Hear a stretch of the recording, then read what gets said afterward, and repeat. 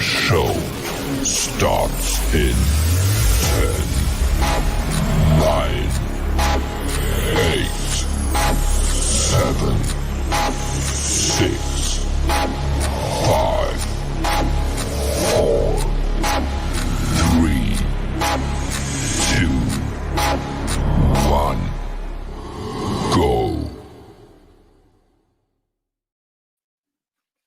Hey everybody, welcome, and to, let's see, Streaming Matters episode 112. I turned it around a little bit backwards on y'all's because I forgot the countdown. I'm like, well, I still got to do my countdown, so get the pirate shit before the countdown, but either way, we got it worked out.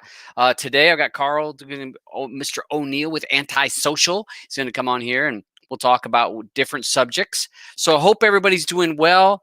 I'll give us a couple minutes. I'll run through who's in the chat today, and I'd like to thank everyone for joining us. Mr. E, thanks for joining us. Hey, how you doing? Mr. Red, Flick Chick, thank you for joining us. Terror, of course, he's been showing up on and off, so thanks for coming in here, Terror. We got Octavia, nice to see you, my dear. Shinobi, whoops, wrong on that one. Okay, hold on. I almost put Shinobi in timeout. Let's see who else we got. Michael, thanks for joining me. Thanks for joining us today. Marvin T, thanks for joining us. Cody Man Themes, thanks for joining. Let's see who else. I'm gonna roll through here. Eddie, I saw. JJ, thanks for joining, bud. Hope you're doing well. Eddie, thanks for joining us. Tim, as always, always watching. Canuck Gal, thank you. And thank you for your kind PM, your message on Telegram after the first of the year. Thank you for that. And thank you for adding yourself to my DTube. I was going to talk about that. That's something that I was going to, hold on a second. That was on my list earlier and forgot to write it down. And if I don't write stuff down, I will forget it. So that's about all I see. I don't see anybody else that I didn't say hello to. So I want to thank everybody for jumping in here. Peter, thank you for joining us. Andy, thanks for joining. Welcome. Hopefully everyone will learn something. Maybe I'll learn a little something. Like I said, I got Carl on here that, he can shed me with some knowledge when I fall short on some of this stuff. How are you doing, Mr. Carl? I'm good.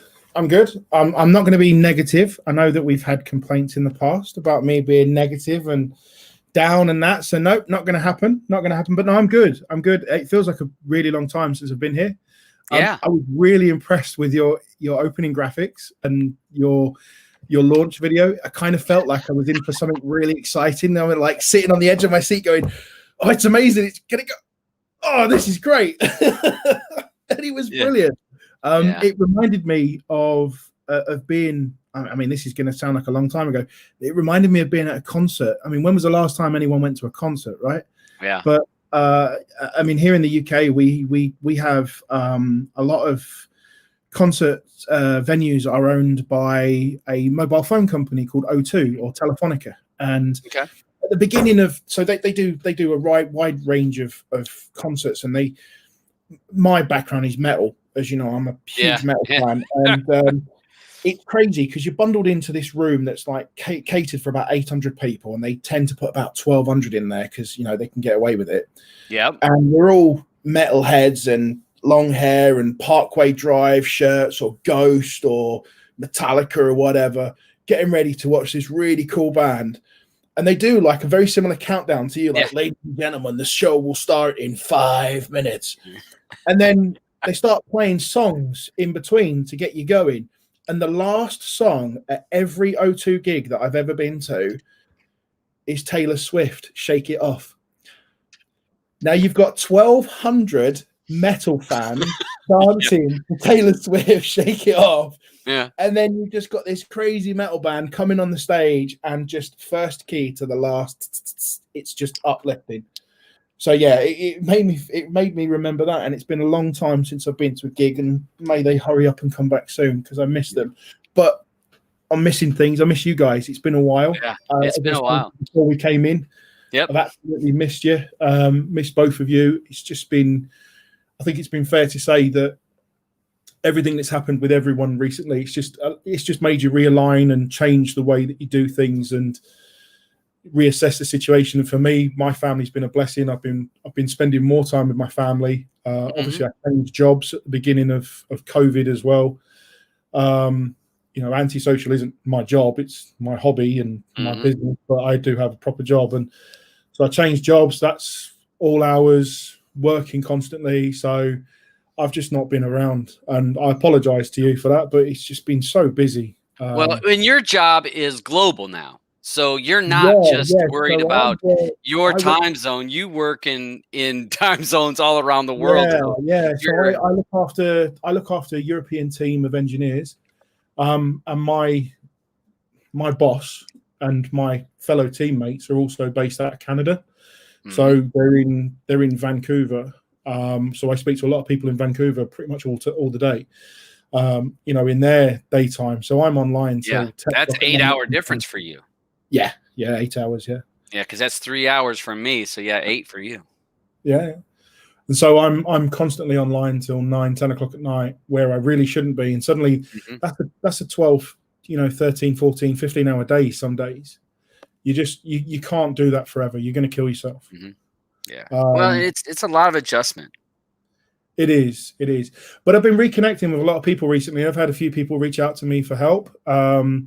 So I've been helping some people with a few things. Hello to DJ, because I spoke to DJ actually first time on like a voice chat the other day. We were talking through a few things. I wasn't able to give him the answers that he needed for what he was doing, but it was good to be able to talk to someone on a similar wavelength to me technically about a few things, and hopefully he sorted himself out now that I gave him a couple of ideas. And I've been talking to NAR, Narcissist, quite a bit as well. Been helping him with a few things. Not Cody related, but still technical stuff.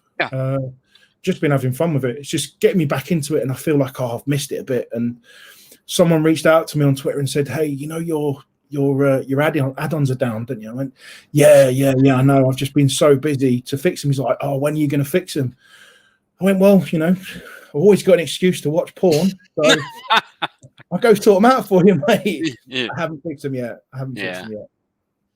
Well, and that's the kind of stuff that's again, there's no you're not making any money off of that hobby. So you just have to do it when you have spare time. And like we said, you started a new job months back, and we knew about that. And you start a new job like that in a new role. You've got to focus on that, and that's why I haven't bugged you, because I knew that you're doing your thing. You got to show people that you're willing and you're committed. And my boss keeps telling me, don't do all the hours. I appreciate that you're here, but you don't need to be here. I'm still watching my phone now, and I'm getting Slack messages through from the guys in Vancouver. It's 2 o'clock their time, and they're rocking for a few things, and they're going, "Hey, what about this and what about that?" And you said it's 10 o'clock. Shut up. 10 o'clock at night. How do you not know I'm in bed? I'm not, obviously, but how do you not know this? But things changed, and I've been putting a lot of time into Antisocial as well. So that's going phenomenally well. I'm really happy with what we've done there. The start of COVID, obviously the guys that helped me out, that I employed, it doesn't pay me a wage, but I've always, the profits that I had out of it, I always gave back to 2 people that helped me. There was 2 guys that are in my professional life that I've known for years, and they've become personal friends. And these 2 guys have, not really got a job and such, but they just sort of kind of went, we could do with a bit of pocket money. Could you help us out? And at the time I created Antisocial and I needed some help. They came on board and did some support for me. And one of them was, trying to sort my marketing out and everything. And the profits that came in, I just split in half between them 2 and didn't give anything to myself. They had families and stuff. And then at the beginning of COVID, I basically said to them, "Look, you guys need to focus on your families. Go do your family stuff. You go do you. I'll do me. I'll keep you on. I'll give you what I can when I can. But just go look after your family." And, occasionally they jump on for me and do a few things. But they've got themselves proper jobs, and they're sorting their family out, and they help out with antisocial every now and then when I need them. It's just purely because of time zones. I can't work 24 hours a day answering tickets and doing stuff like that. But I'll be honest, antisocial is very quiet in terms of support, because I guess people say that I just get it done. It gets set up first time. It's set up right every time, and that's just because I invested time in it and I use technology that works. So you have knowledge on it, and you have experience on it, so yeah, you're able to avoid all the hiccups that other people may not know about, because you got background there. Yeah, I've had background with hosting, whether it be websites or applications or apps or add-ons, whatever, anything sort of internet hosting since, pre.com. So I was 94 when I started online and got my first job at 96.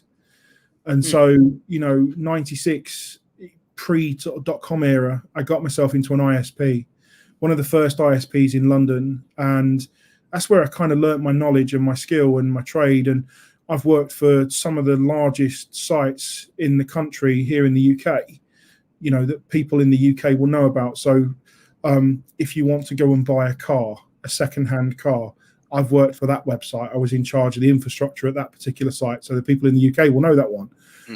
I've worked for a very large retailer website that owns about 50 other websites and is affiliated with many different celebrities and stuff. So I've had lots of background, and I was talking to someone. In fact, I think it was one of the people that we know in our groups, and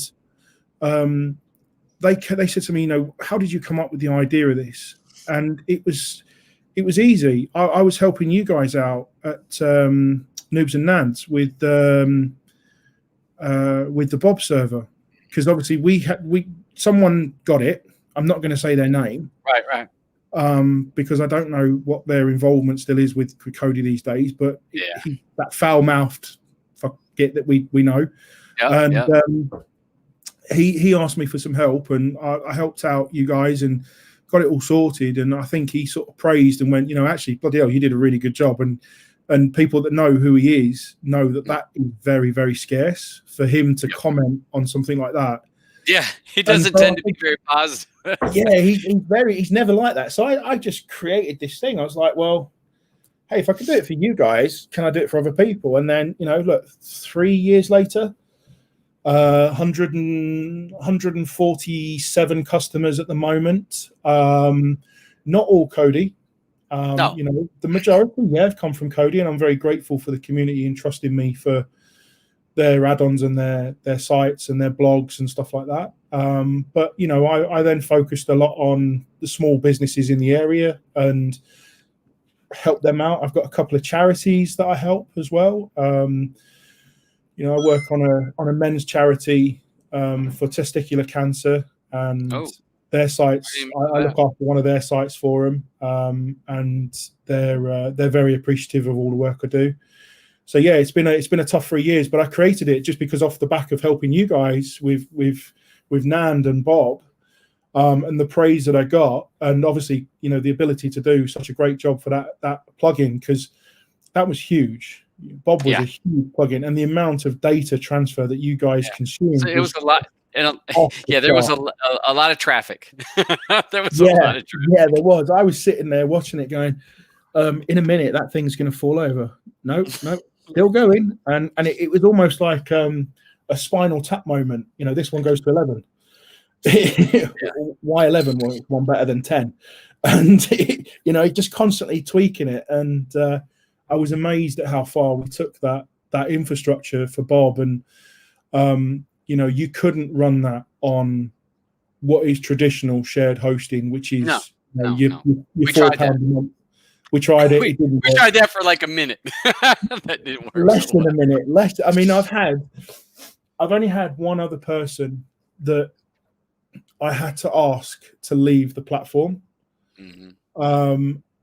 And I'll be honest, I didn't really even know of the person. They they created an account. And to me, when people create accounts, it's usually using a pseudonym or their real name. So I don't know who they are. I look at Telegram, I look at our Twitters, and we see these, these really cool names that are doing these things.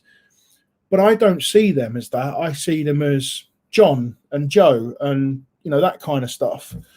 And so I had this guy that came on board, and he had traffic patterns that were very similar to Bob. And I reached out to him and I said, look, you're paying $4 a month here. I can't sustain this. I've literally had to move everyone off the server to facilitate just you, because everyone was complaining. Yeah. Because everybody else that's on one server, because a shared server, for people that may not know, a shared server, let's say it's a pie. Well, I'll use an analogy. If it's a piece of pie, and let's say 8 people get to eat that piece of pie, that's right, and everybody gets a piece, and it's like a fair for everybody. But if you've got one person that comes in with a big old spoon and starts scooping out all the pie, there's no pie for everybody else, and there's only so much. Yeah, that's a great analogy, and it's true. Typical hosting or shared hosting, which is what it's known as everyone, and we sell it as shared hosting. It is exactly that. But I don't like to put too many people on each server. I mean, they're big boxes. Funds to be Mr. Negative on the panel. He's playing for people that no fun. He's just playing around. I know he's a good lad. I talk to him a lot, actually. We have a good laugh. So we sell it as a shared hosting, and essentially it's a big server with a very fast pipe to the internet, and they're not cheap, they're not small boxes, but what I don't want to do is put too many people on there. You get some hosting companies that will put hundreds of people on there. We tend to put a maximum of 25, just because I found that that's the sweet spot, because of the Cody side of it, because obviously I do normal hosting for people and they have stuff, and when the account comes in, I have an algorithm that basically works out, based on the domain, how random it is to determine whether it's a regular web hosting account or like a Cody one. If it's a Cody one, it goes on the Cody farm, and they're 25 to a box, and that's just because the traffic patterns are so unreal. If you think about it, you've got people that are doing this as a hobby, a bit of fun in their spare time, and they come up with a great idea, and then they decide to release it, and then they tell everyone about it. Suddenly, for the next 20 minutes, everyone's trying to get that file that they've just uploaded. Yep. And at 200 meg or 100 meg or whatever, 20 people trying to consume that, it just kills it. So I found the sweet spot is about 20, 25 people. And so we do that, and we don't complicate it. We're quite open with and honest with people. We've got 17 servers at the moment running for Cody. So there's a lot in there. And that's because we're trying to stagger them down and not necessarily build them up high and then move them across. So, people come on sort of lower servers that have got less people, and it builds up equally over time.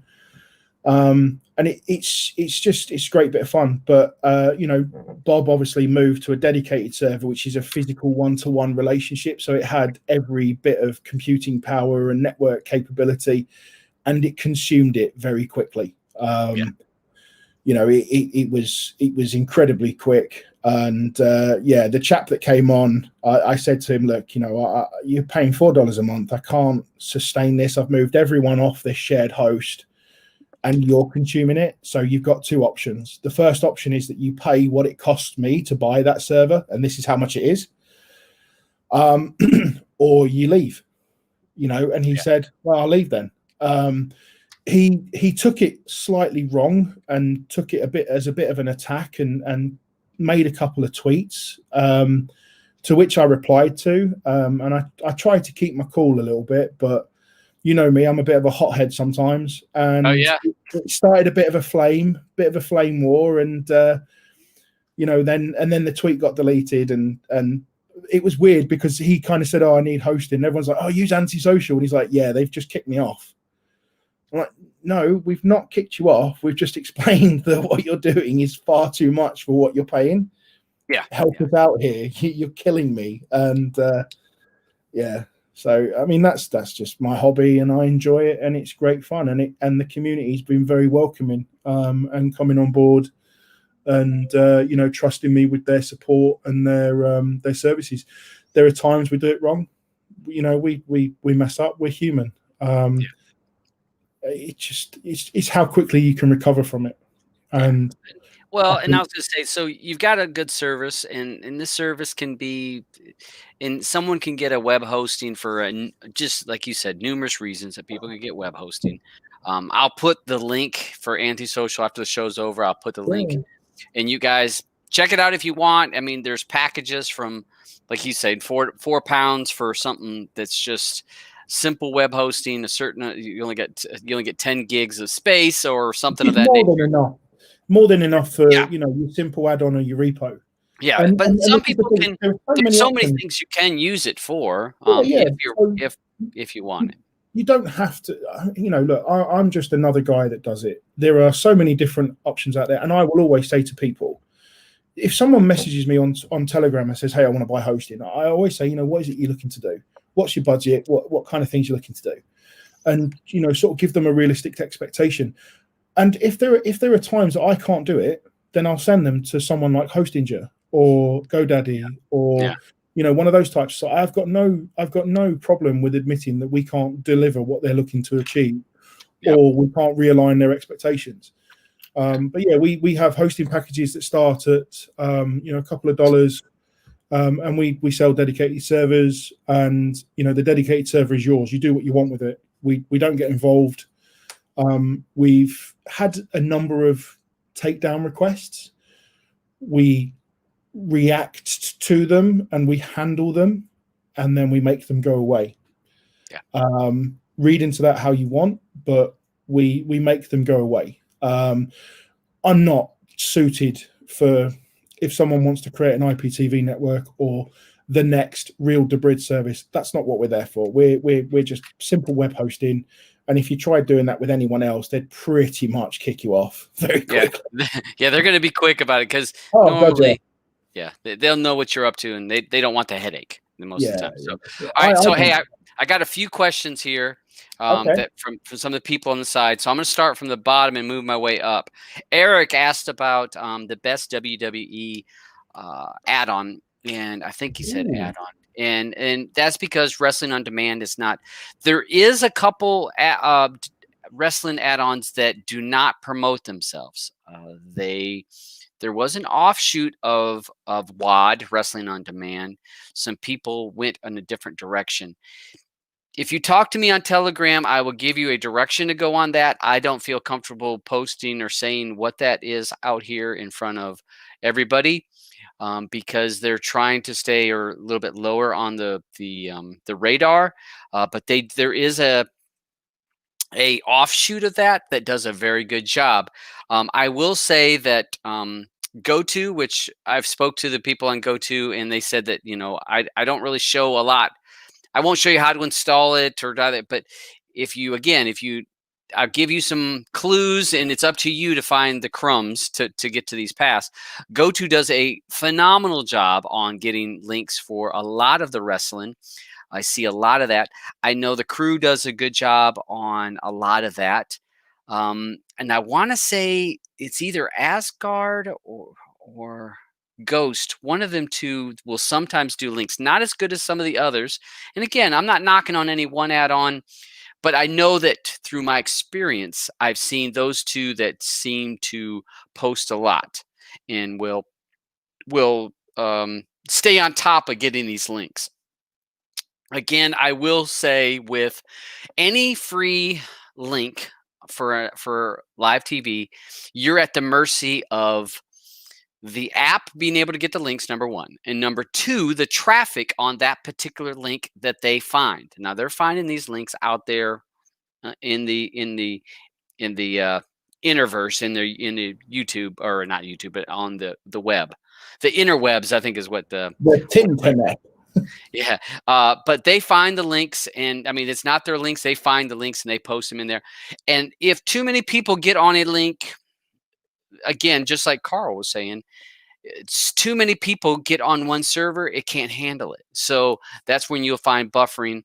So what may be a great link on the beginning of a show becomes a bad link by the end of the show as more and more people get on. So those would be some of the add-ons that I would say.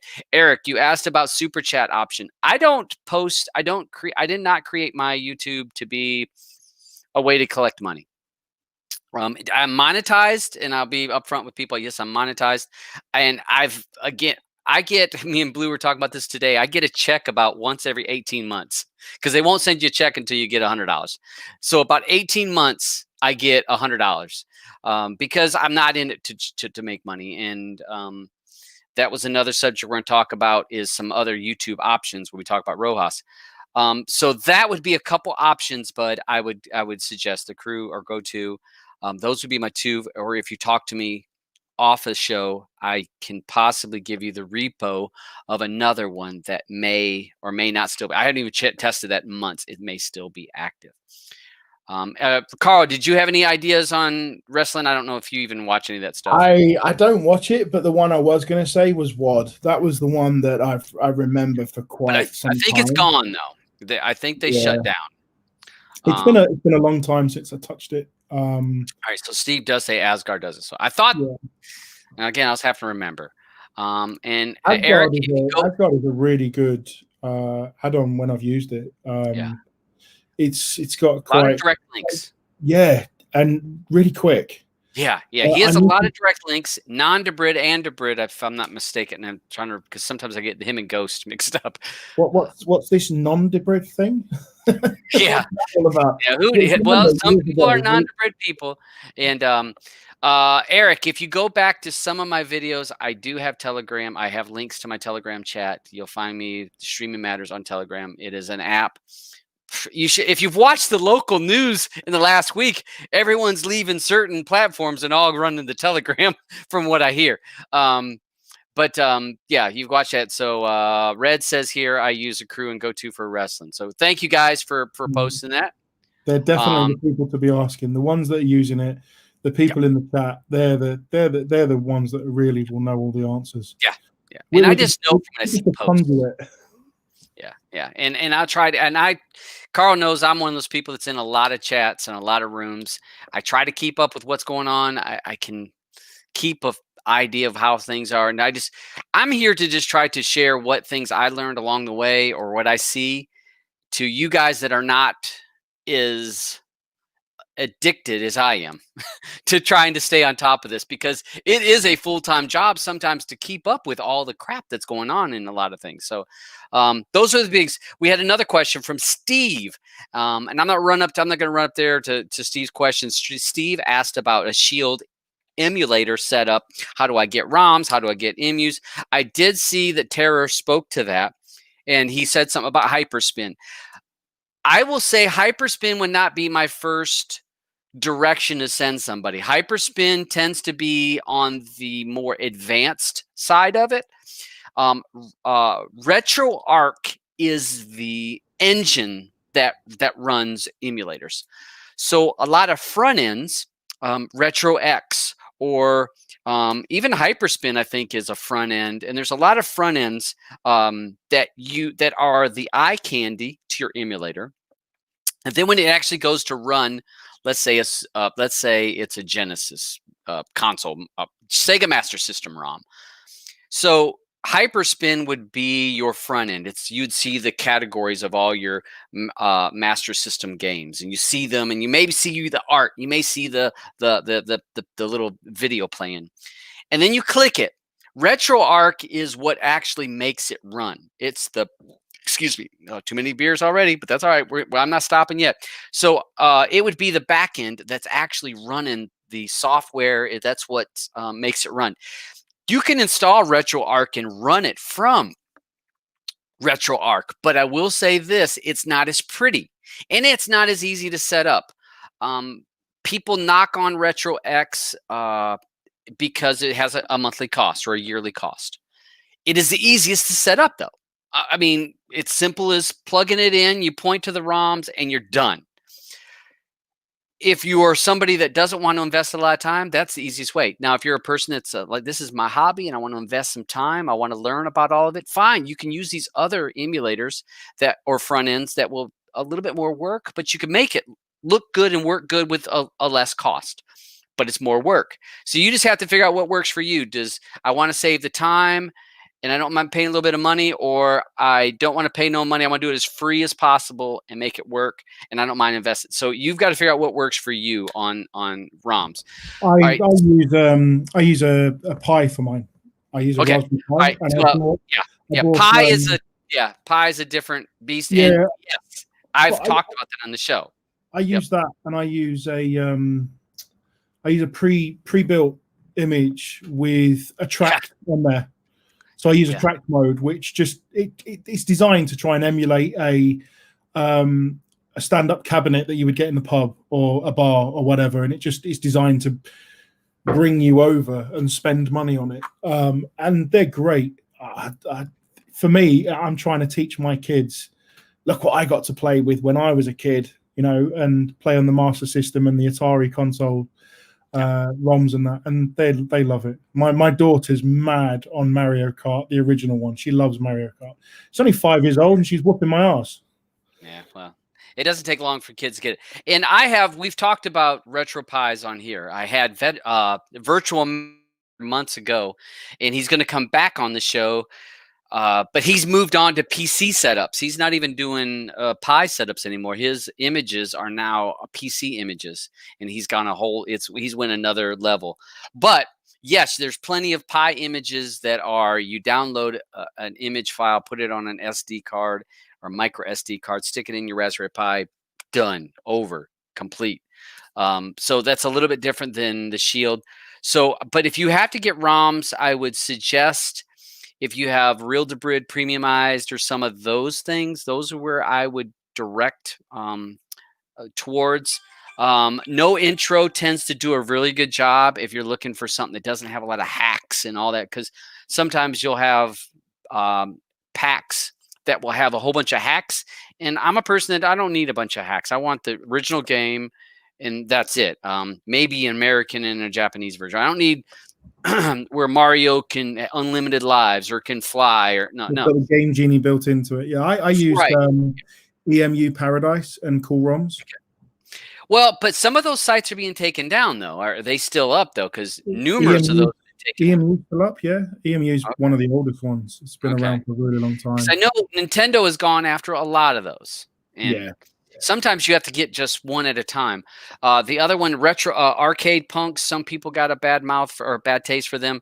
They do have packs in there that you can use for if you have a news group, or if you have a torrent, it actually can give you some of those things and you can get them. So those are up to you. All right. So I did see one comment from Rise Telegram group, which I'm into the Rise Telegram group, knocking on Retro X, said it sucks. I don't know. I use RetroX. I have not booted it up in about a month and a half because I've been on my Pi, so I haven't really set it. But it does work when the last time I used it. I didn't update it for on this Shield. I actually reflashed this or factory reset it, and then I installed RetroX, and I have all of my ROMs on a external drive. I take their external drive, and I don't have it as internal storage. This is external storage. Plugged it in, told RetroX that's where, and I have the correct format, also the folders for all the systems. It went through and looked, and it saw all the folders, and it probably took 3 minutes, 4 minutes at the most to scan through the library, and it was done, and I was able to start playing games. So there is downsides to some of RetroX. He is offering, he came on, if you go back, I want to say in November, Franco was on the show. Watch the show. You decide for yourself about some. He talked about some of the features that were, I think some of those have been released already on RetroX since then. Well, since November, I think some of those things are released. So Dig, I tried Dig. and I could not get that thing to work. And this is, being honest with that. I messed around because I want to say that I was having Franco on, and I tried it for about a day to get it to work, and I had issue after issue after issue with Dig. Now, not to say that it wasn't user error. Could have very well been user error on my part. There was something I was doing wrong. But I messed with it, could not get it to work properly to find my games and do everything. And I was like, you know what? Not that I'm an expert, but I would consider myself a somewhat seasoned user, and I would be able to figure out things quicker than others, and I struggled with it. Maybe I had a bad version. Maybe I don't know, but I know I struggled with it. So again, that's my personal opinion on testing that. But the one thing about RetroX, if you don't want to pay for it, it has a 7-day trial. Try it for 7 days. You don't like it, cancel it. Don't pay for it after that. I came across a news article the other day. There's a forum for people that tinker with physical hardware, and these guys have made a retro emulator in what can only be described as a Nintendo Switch, and it's ready to go for sale at the end of January. Let me send you the link, and you can have a quick look and even bring it up if you want. But it looks phenomenal. It's running a form of Linux, so it's running Ubuntu. It's got battery pack and everything in there, and it looks amazing. This Oidroid isn't this like this Oidroid? I'm almost thinking that this was something that Franco talked about on the show. I think he actually ordered one of these. I'm tempted to order one of these. It's out of China or something. Yeah, because he lives in Chile. He had to order it. It took it forever to get here.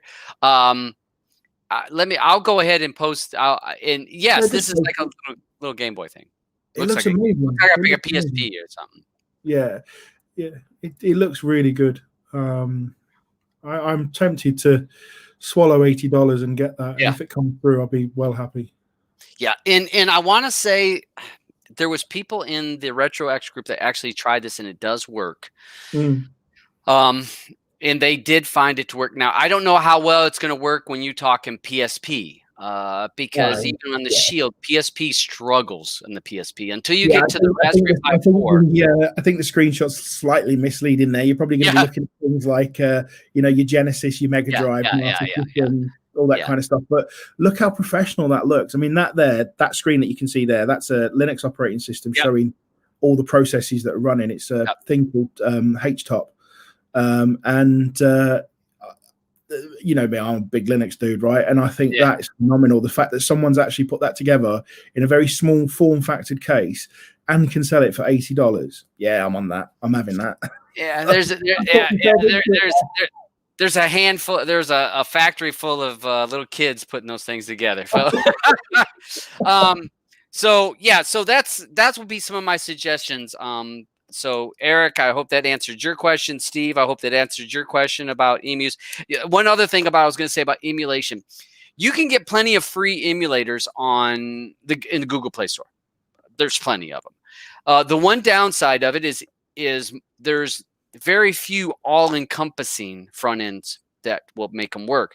So you have to either go with your Nintendo emulator, then you go with a Super Nintendo emulator, then you're going to go with a MAM emulator, then you're going to go with a Dreamcast emulator. It becomes, you've got all these different apps installed on your device, depending on what you emulate, what games you're wanting to play. But maybe you only care about Nintendo. Maybe you only care about that. So, maybe that's all that fits your needs. So you decide what works for you. There's plenty out there. You can go with it. I am a super fan. I've got 2 Raspberry Pis. I got a Raspberry Pi 3, and then for Christmas, my son graciously bought me the Raspberry Pi 4 gigger, and I can play Dreamcast games without a problem, and I can play Naomi games without a problem. And there's another one. There was another arcade machine out of Japan that I can play that I had never seen. Neo Geo, Capcom. No. It was something I had never heard of until, oh, shoot, it's like two names together, mashed together. I'll think of it in a second. But I can actually play that, which is a harder emulation. You never saw that in the Raspberry Pi 3. So yeah, really good stuff. But no, it's not Konami. It was Shoot Fire. I'll think about it in a second. I'll have to look it up because it's going to bug me until I can come up with the name on what that news was. A phenomenal console. The Dreamcast was a phenomenal console. Dreamcast on the Raspberry Pi 4 works well. I won't say great. Works well. If you use Redream, if you're a person that cares about Dreamcast, if you use Redream as a standalone, now RetroX offered it as a third party or a outside app that you could use it. I found Redream worked very well if I used it by itself. Launch Redream, loaded up my Dreamcast games, they play. But when you get into the Raspberry Pi 3, it didn't do so well. It wasn't Neo Geo Alban, and it's going to bug me in a second, and I will look it up because I have to look up. There's a couple of different YouTubers, and I will see the name, and it's a name that I had never seen. I bought a Dreamcast, which is upstairs, and I bought it for 2 games. I bought it for Crazy Taxi. Crazy Taxi. And I bought it for Jet Set Radio, which you guys would call Jet Grind Radio. I don't remember that. It's the one where it was a very cartoony like game. They skate around on roller skates and just pull off tricks and graffiti around everywhere. Okay. And that was the one. Those are the 2 games I bought. And I was guilty of enjoying Sega Bass Fishing as well. Yeah, Sega Bass. Hold on a second. I remember when this console came out and it had a 56K modem in the back of it, and everyone was like, "That will never take off." And I was playing games across the internet on broadband and on dial-up, and it was phenomenal. They had Dreamcast Connect I think was the service. And it had a little web browser built into it. And I remember one of my first websites, it was around 2000 something. And it was o'neilldude.net, I think it was. It was the site that I built. And I remember going on, and a girlfriend came around and she's like, "What are you doing?" I'm like, "Yeah, look at this. I can access my website on my gaming console. How cool am I?" And she's like, "Fucking nerd." Yeah, nerd. Yeah, I am. Everyone's really trying to find out what it was that you were. I'm looking. I'm actually glancing through. I'll carry on filling. I'll carry on. Yeah. Filling. All right. So I'm looking. All right. So what I'm doing here is I'm quickly looking. Who I hope to have on my show before long. Drew Talks. Him and I are in talks about coming on this show, and he does a lot of videos on different systems, and he did some videos, and Thomas Wave. It's Thomas Wave. You've got me wanting to Google now, but I'm just going to have to mute while I Google because I've got this really clicky clunky keyboard. It's a Thomas Wave. And that is a system that was not on any other consoles or doesn't play. It's Thomas Wave. I'm actually probably pronouncing it wrong, but it's a Thomas Wave. Give or take, you guys figure it out after that. So, that system actually plays on the Raspberry Pi. Sorry, I got on the rabbit hole. I that happens to me. So we got that going. So I hope that answers those questions. If you have a PSP, if you're a person that has a PSP, I modded every single PSP my son would bring into the house. And you actually do kind of jailbreak those in a way. So that I guess it is the right term for that. But you can fix PSP to play a lot of game. There it is, a Thomas Wave made by Sammy. Thank you, Vaping Vessel. What's up, Vaping Vessel? Nice to see you. I haven't seen you in a while. A Thomas Wave and beautiful graphics on a lot of those games, mostly fighting games. Those are almost all fighting games There is some shoot 'em up, kind of like a Metal Gear Solid looking game. But yeah, fun game. I fun system, and it actually, like I said, plays very well on my Raspberry Pi 4. So one of the other things I was going to talk, and I guess I'll start up. And Vaping says this was based on Sega's Naomi system. And again, Naomi was another. You got to have a little bit of a stronger system to play Naomi type games. And yeah, beautiful looking games though, beautiful. And if you think about when they came out, it's a while back ago. So when you look at them, you're like, wow, they were ahead of their time. And for me, being an older guy, that is why it's fun. UK Turks. I don't know if you guys watched the video I did last week. I did a video on that, and UK Turks came out with an update. Went to 1.0.3. The big changes that was in this update were no ads in the live TV section. So there was a complaint about, especially if you're browsing live TV channels, and some channels work and some don't, you were having to look at ad after ad because of switching channels. He got rid of that. So there's no ads in that section.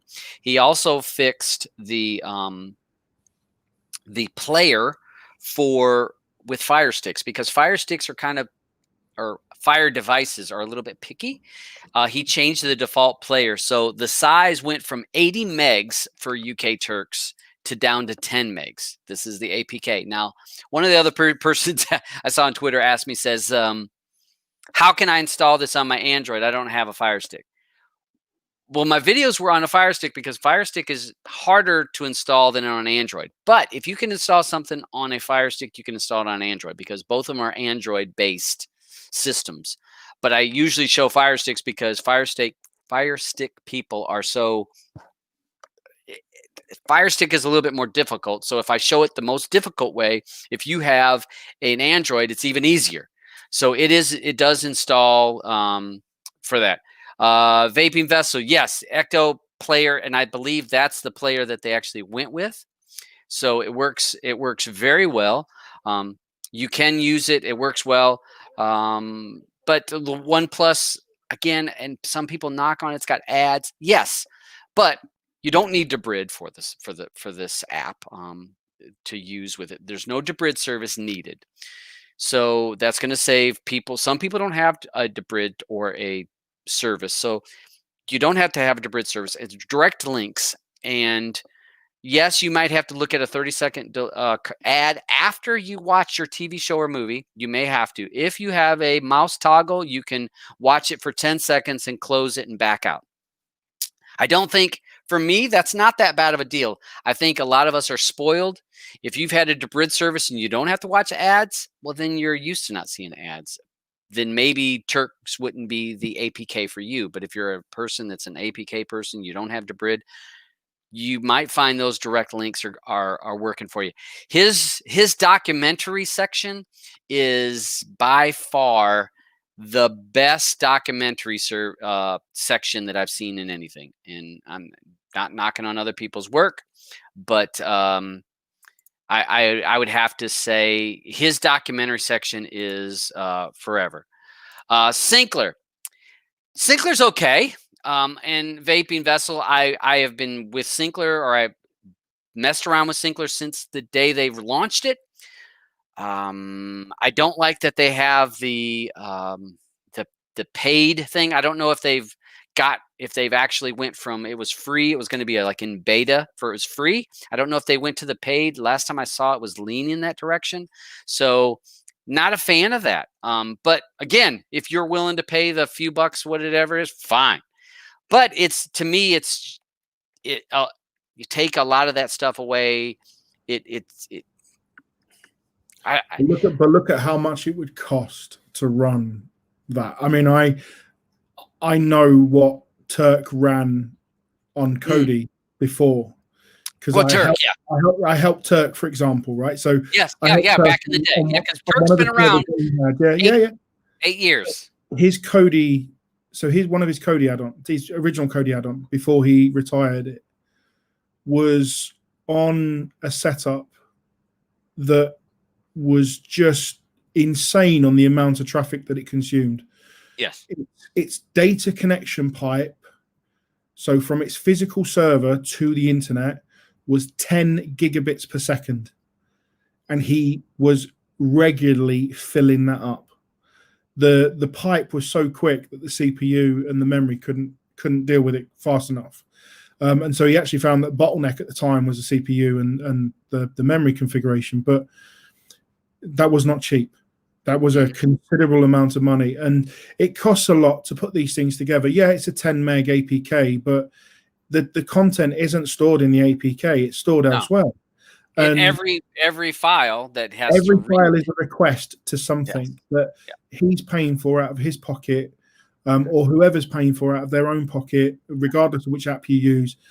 And it's got to be paid for somewhere. You know, it's a bit of give and take, isn't it? You know, back in the day, we used to knock it. And I was a big person that used to say, I refuse to pay for anything because I always wanted to do it. They had to click where you went to the website. The pins. I refuse to do it. And when you sit down and work out how much it costs for someone to do it as a hobby in their free time, you know, it's taking money away from whatever it is that they're doing in their personal life to give to people all around the world something that they haven't got in a real easy to manage and click fashion. You know, it's worth that two quid, 3 quid, whatever it is to the person that's using it. But the person that's receiving it that's 2 or 3 quid that's then coming off a £1,600 a month bill. Yeah. For a server, because that's how much it was costing. You know, give or take £100. And now, to be all fair, and Vaping Vessel knows all of this stuff, antisocial, because he used to be somebody that was very into that inner circle. So you know who Vaping Vessel is. Yeah, I know who he is. Okay. All right. So one of the things is, now that he is with the APK, it is there's less traffic because when it went to a pin system, it lost a lot of favor with builders and this and that. So it lost a lot of that, but he continued to work with it. I'll give him props, and I suggest it out to anybody that wants, that doesn't, especially if you don't have Debrid. It is by far the best non-Debrid APK out there. It works great. And I'm just glad he's still doing it. So he still updates it constantly. The updates in 30-second ad. If you watch live TV, when Blue and I were here, we watched a couple live programs, and she doesn't watch live TV. Doesn't watch it. She watches everything off of Plex or wherever. And she's not used to seeing ads. And she goes, "Is there this many ads all the time?" I'm like, "Yeah. If you watch live, I watch sports, so I see ads." I'm like, "Yep. This is welcome to regular TV." She's like, "How do people stand this?" And you know, now when you watch something with Turks, and you had like that 30-second ad after you watch a movie, okay. But again, you choose what works for you. You choose. It's up to you, folks. It's not a bad thing.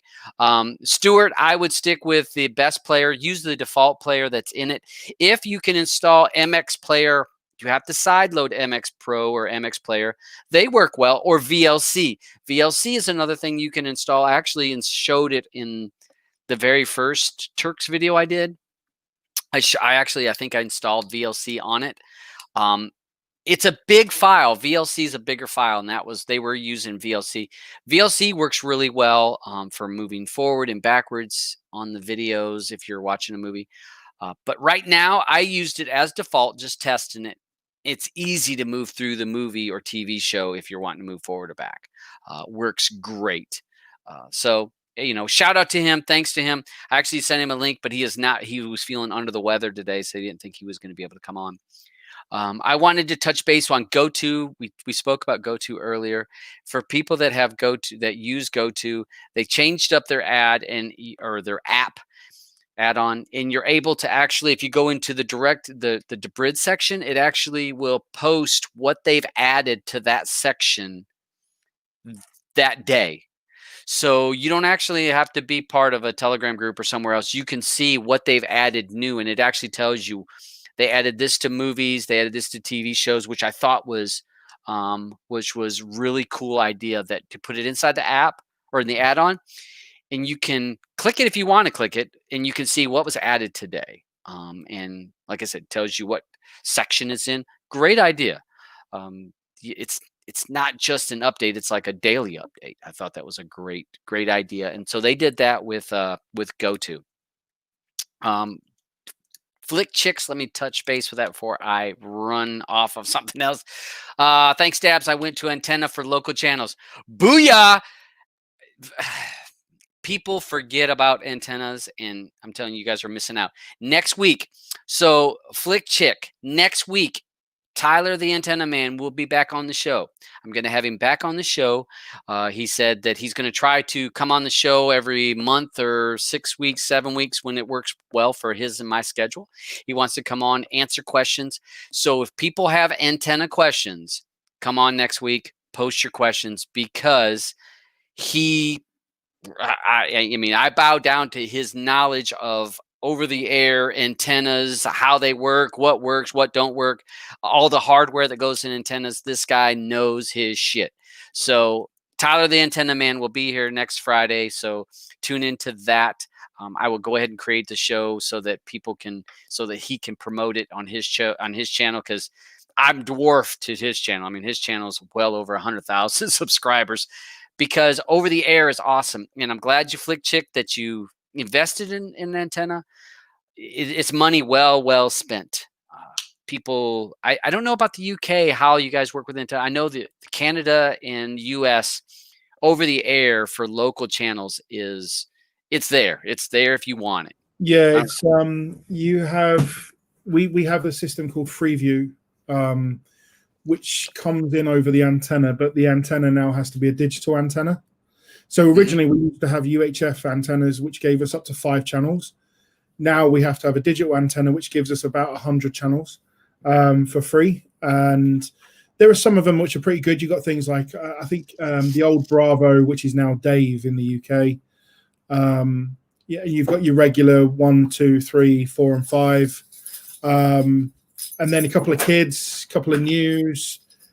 I think Film 4 is on there as well, which is a movie channel. I'll be honest, I don't watch it. I have a paid for live TV service with my cable company, and I use that.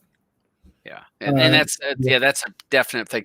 One of the I saw someone posted about Locast. Now, Locast is in the US.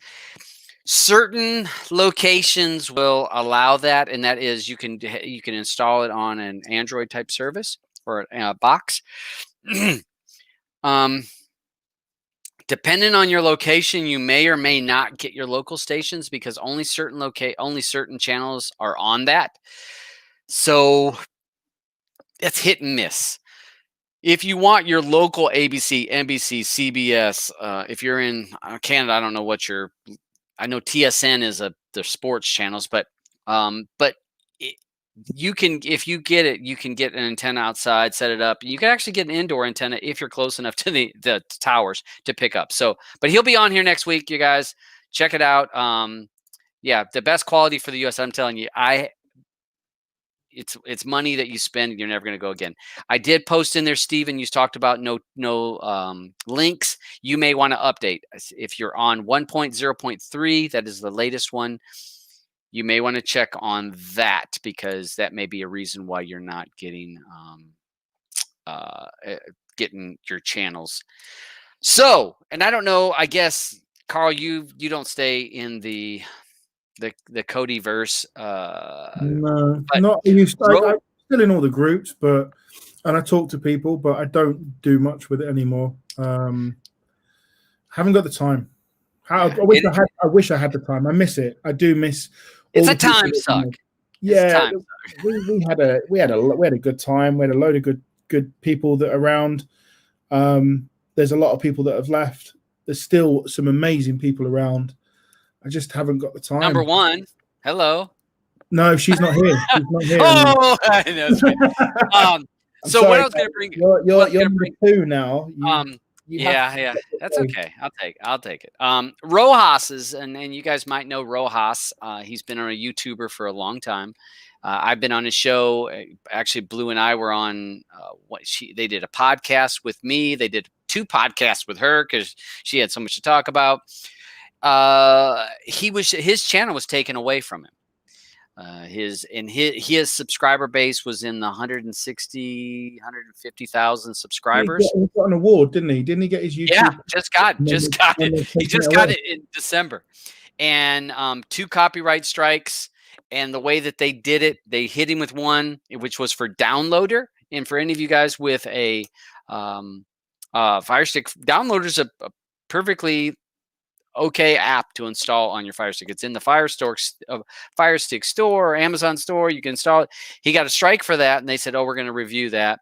And then they put him on a week suspension because they were still investigating that, and then took him off, and then hit him with another strike on something else, and then turned around, and as soon as it came back off, they hit him with another strike. And it was a lot of videos from way back, and they were very questionable strikes on subjects that weren't even they pulled up a file link video that he did like 2 years ago or a year and a half ago, a file link. He didn't even show nothing in file link, just said, these are some file link stores you might want to check out.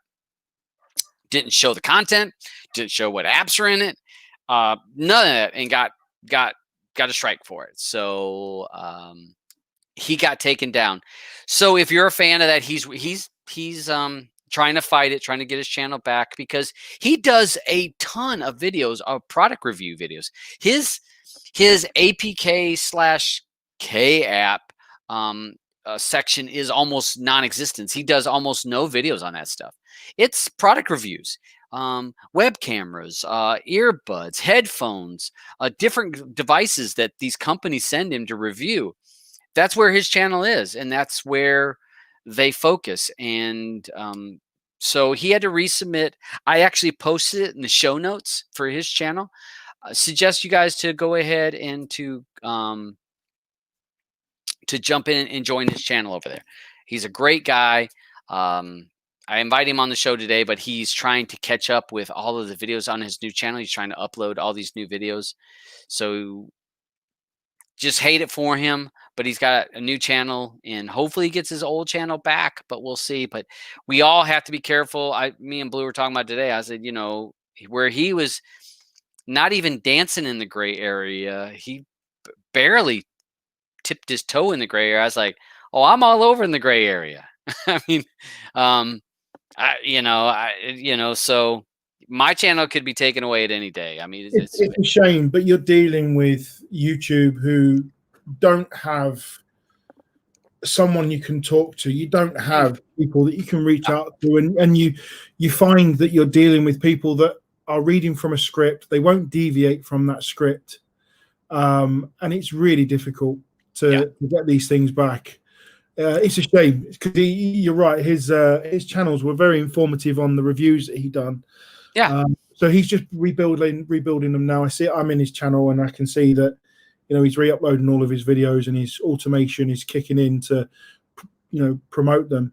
I wish him the best of luck. It's a shame that they're taking it off, especially when they've just given you a plaque for the number of visitors, and they're like, oh, well done for doing that. Oh, and by the way, sorry, dude. It's funny. All right, so he talked about him and Next Level had a video yesterday they did, and I watched it today, and he explains what had happened, and he actually said, these were my strikes, and he's even removed content months and months and months ago. He removed anything that he thought was questionable. He missed the one about the filing, but he didn't even think he was going to get hit with that because he's like, it wasn't showing nothing. So he's thinking, that was going to fall into the fall through the cracks, when it could be an issue. His first video. So, when you're a YouTuber, you can create what the video is that when somebody first comes to your channel, the video they see. It's like the little intro video, whatever.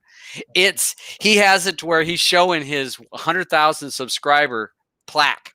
And he says, I got 100,000 subscribers, YouTube removed my channel, so this is my new channel. But here's my plaque for having 100,000 subscribers. But if they all resubscribe, I'll get another plaque. Yeah. He'll have 2 plaques. But he's pushing to do that. Really nice guy, and he really tries to be. he used to be on, how say, my side of everything, but he moved away from it because he felt like it was more, I don't want to say it, that's the direction he wanted to go with his life as a business, and that's his choice. For me, this is a hobby, whatever. If I get a check every 2 years, fine, whatever, I don't care. So for his and my mindset on YouTube is two different things, and that's not knocking him. I mean, I love him to death. He's a great guy, but this is hurting him. It's got to be hurting him in the financial side because this is part of his business. Now, I'm sure he has other ways of income with this and that, but it's just kind of with YouTube. And the thing with YouTube, though, when you get a copyright strike or I don't even say copyright strike, a content strike, community strike, they don't even tell you. They just say this got a community strike. You have no reason to know. You don't know what you said or what happened in that. Just a community strike. Okay. All right. So you read through their community rules. Did I say something racist? Was I showing this or showing that? And you go, nope, nope, nope, nope. So I hate it for him. I posted his YouTube channel in the show notes. I would ask everybody to join it. And what I did today on my computer, I actually clicked on his channel and I clicked on the latest video and I went around doing all the other stuff I need to do here. And it played video after video after video. You know how it'll automatic play? Because I want him to get the clicks. I want him to get, because he can't go live. He can't monetize until you get 1,000 hours, if I'm not mistaken, or a certain number of views before you can even monetize. So help him out. Subscribe and thumbs up on his videos and go ahead and just watch them. Or don't, even if you don't watch them, I get, maybe that's not fair. Maybe I'm not allowed to say that, but I had it on my computer. I pulled it up and went about doing my business while my computer, and I got headset so I couldn't hear it, played review after review after review. So we'll see if my channel disappears one day, y'all. That's where I'm at. I will say that I posted in my Telegram group. I went and I created. I have a CocoScope account, which most people are like, oh, that's the porn site, video site. I have an account there, and I actually signed up for DTube, and figured, you know what? If all things go bad, I don't need to monetize. If I want to make videos and I can post them there, those are my options. So y'all, those are some options that I put out there. Those are my backups. I do have a backup YouTube account, but we'll see what happens with that. But I created some other safety measures. So if all things go bad, I got those other options. And Tara, great idea. Just leave your PC running tonight. And he only has, like right now, he's only got just a handful of videos, but it'll help to count towards the minutes of watching or the views and thumbs up. Those all help towards to be able to get his account, because like I said, 130, 150,000 subscribers gone. I mean, maybe he'll get his channel back. I know most guys have to fight for months to get his channel back. And the one plus that he has going on is that he does reviews for real products, headphones and all kinds of true products. Those companies are actually petitioning on his behalf with YouTube, saying, hey, this guy is doing reviews on our products that are being put out there. So maybe that'll work. Maybe that'll work for him. Hope it does. The last big topic I got, and then we'll go to whatever questions you guys got. Sarin this week had major issues. So if you're a Sarin user, you saw the major issues that they had. They were down for a few days. The reason being, and we know I talked about this last week, he rewrote a lot of the code and rewrote it so that it works in 18 and it works in 19. Did a lot of changes. It was a full rewrite of a lot of sections of his code that he did. And it was hammering Tract. Tract pulled his API they pulled his API because he was sending, and I want to say on the Reddit post from Tract, they said that his add-on was accounting for 60+% of their traffic. And what it was doing was certain devices were hammering every second. It was calling out to Tract every second. And what they did is they said, hey, you're abusing the API. And they pulled the API so that anybody that was using his add-on would not be able to pull the lists and all that kind of stuff. So he rewrote it and released it. I think he's 2.0.12 update came out today. It fixed a lot of the problems.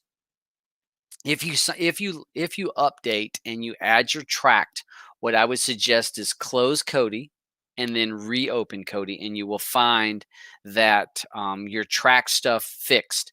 When I added my Tract and I tried to still stay in the app or add-on, I wasn't seeing my movies in my TV shows, and it was almost like the cache wasn't cleared. But once I closed Kodi and reopened Kodi, then it was good to go. So you might want to check that out and see how that works. I know that he fixed numerous problems. Let me see. He had he has been. One of the things he did say that there is a few issues, and I pointed out one of his issues. And I don't know if any of you guys have seen it, where when you pull up a TV show, the plot is here and then it overlays the results. So he was going to look into that, and I'm using Silvo Nox on my Shield, and it was having an issue. But so yeah, he said he didn't see that because he was using the Jarrell's skins, which is what the Aria skins, which I don't use those skins, but yeah, he said he fixed all that stuff. He's hoping that all the problems were resolved. I will read the hold on, let me pull up the Reddit report. Taking preventative measures to reduce the overload of the Tract servers. And he apologized, and he took blame for it. He said, this is my fault. So now he has a new API supposed to be showing all that stuff. Modified database, the commit method to allow the Xbox support, because the Xbox was having some issues. So fix that. Fixed preterm, fixed empty search results, raising exceptions. So he did a few little fixes in there for when things failed. Updated Danish language strings. So the strings po, I guess he pointed to the correct strings po for that. And there has been, like I said, when I've read through the Reddit, most of the people that had issues, it's small issues that I would probably suggest them to reboot. So if you guys get the update, you install Tract, maybe reboot, and you'll find it to work pretty good. All right, so that's all the news I had today. I will quickly run through the documents that I was supposed to run through last week, but we ran too late. I saw a new feature that was being released for Kodi 19. Yeah, let's hear it. Kodi 19 on Mac, because there are some of us that run that. Yeah, whatever. Yeah. They're bringing out portable mode for Macs.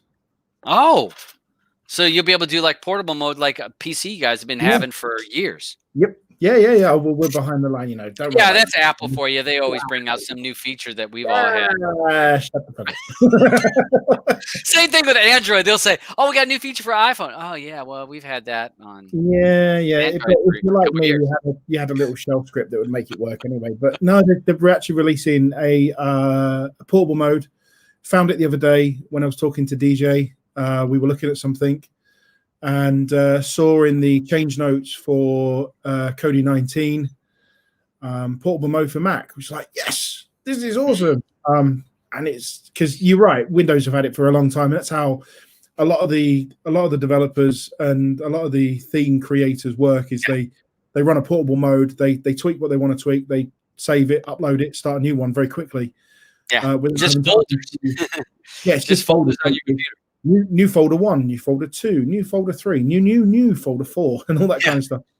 So yeah, they're releasing that, which is good. Obviously, there's a lot of changes in 19 that's going to come. There's people still working in the background trying to get some of the third-party add-ons to work with the new version of Python. That group's going really well. But I can't wait for that. Portable mode in Mac is going to make me really happy. Because when I'm messing with the stuff, or when people ask me to help them out with a few things, I always clean down my Kodi. I don't use a Kodi full of stuff because you don't know if it's working. Mhm. Getting all the stuff that they need, all the dependencies to build their particular add-on. So I always start again, but I've got a little script that just very quickly recreates my folders and everything and creates me a backup, which will just go away with portable mode. But then there'll become a load of problems because it was version 3 of Python and yada yada yada. But yeah, I thought that was great news. That coming out, I was like, yes. So I might have to get DJ to stop using shitty Windows and start using his Mac for his Mac instead of his Windows. Well, we'll have to wait for 19 for that. Let's see. I had a couple things. One person said, Eddie says can't update to. All right, so it should be 2.0.12. Eddie, double check your repo. Hit restart your device or tell it to update. I had it no problem today. So that was not a problem for me. We want to say hello to Miss Blue. She's jumped into the show on the side chat. So, and Cosmics, which, got blast from the past. What's up, Cosmics? He's in the side chat. Nice to see one of the old timers. And he's younger than us, so he can't really call him an old timer, but he's been around a long time. Been on the show. Great guy. Vaping vessels. Sarin is too heavy for me. Sarin is is one of the heavier add-ons. Works very well, has a lot of features, but I'll be honest, and I actually spoke to the developer of Sarin and asked him, because I had people ask me last week if I would do a full tutorial like I did with Shadow about settings and explain the settings in Sarin, because there's a lot of settings that people would look at and they're like, I have no idea what that does. Do I want to turn it on or turn it off? I have no idea. So I'm going to do my best. Well, I asked the developer, Nixgate, can I do a videos? Because I don't want to do videos on somebody that doesn't want them done. Nixgate said, you can do videos, knock yourself out. So over the next couple weeks, I hope to do some videos on Sarin on the settings to explain what you may want to turn off or turn on. And maybe that'll make it a little bit better. I still, and again, this is not knocking Nixgate work. When I use Shadow, I find it so much faster than when I'm using Sarin. And maybe it's the settings that I have with with Shadow and Series Tracker. Folks, if you guys use Series Tracker, you won't use that but once, and then find the benefit of the add-on remembering what shows you've watched without having tracked. So you don't have to have tracked, and it remembers all the shows you've watched as well as the episodes, give or take some errors on episodes, because I have seen Shadow. I'm on episode 3 and it says I'm still on episode 1. I have seen that. But for the most part, 95% of the time, Series Tracker works great. And it's so hard. Shadow having the thing where you can click on the last link you've played. How many of you guys have been watching a movie and something happened? You had to stop watching the movie. Whatever happened. Someone came in the house, whatever. You had to stop watching. And you go back and you're like, what was I watching? There is last played link, which will actually pull the exact link that you were watching and start you off at that exact spot. That's it. You think that sounds simple, or, well, yeah, why hasn't anybody else thought of that? But it's a feature that I found myself using, because when I first saw it, I was like, who's going to use that? But there's a number of times that I was like, what movie was I watching yesterday or the day before? And I'm like, oh, that's right. I was watching 300. Oh, that's right. And I'll click it, boom, and it says, do you want us to resume at this spot? Yeah. And there I go. So very cool feature. Hopefully, so I'm hoping that other people will clue into that, because there are some super cool features. I did the reason why granted as well, though, isn't it? When you think about it, you want to start something where you watched where you're up to. Yeah. And I can't do that. Yeah. And then someone does it like, well, this is the best thing ever. Well, the thing, the series tracker, because for people like me, I have tracked. Of course, I have tracked. I have tracked, but a lot of people don't. And if you don't have tracked, how do you keep track of the shows you're watching unless you go into trending shows? You go in here, click, click, click. Yes, a lot of add-ons will show you, oh, you've watched these episodes, and you can click there. But I've got to go all the way through to Desperate Housewives season 6 to see, oh, yeah, I'm 3 episodes in. You know what I mean? Whereas Series Tracker, as soon as you watch it the first time, it puts it in that folder. So it's there. So I go to Series Tracker. Here's all the shows I've watched. And it does sync with a track. So reason why, sorry, squirrel in my head. The reason why I was bringing up Shadow was that he does plan to update to 19 once 19 is at a more stable or a more release ready place. He just doesn't want to work on it, and Cody changed a bunch of crap, and he makes it a certain way, then Cody changes a bunch of stuff, and it doesn't work. So he does plan to release a Shadow for 19, but right now he's not doing it. So I know I've had a couple people ask about, will Shadow go to 19? Yes, it will. It will happen, but it's just not ready to happen yet. Okay, so I think that's about all. Blue's in the side chat. Like I posted there, she's been wearing a mask. She's last day of her quarantine because she was in the U.S.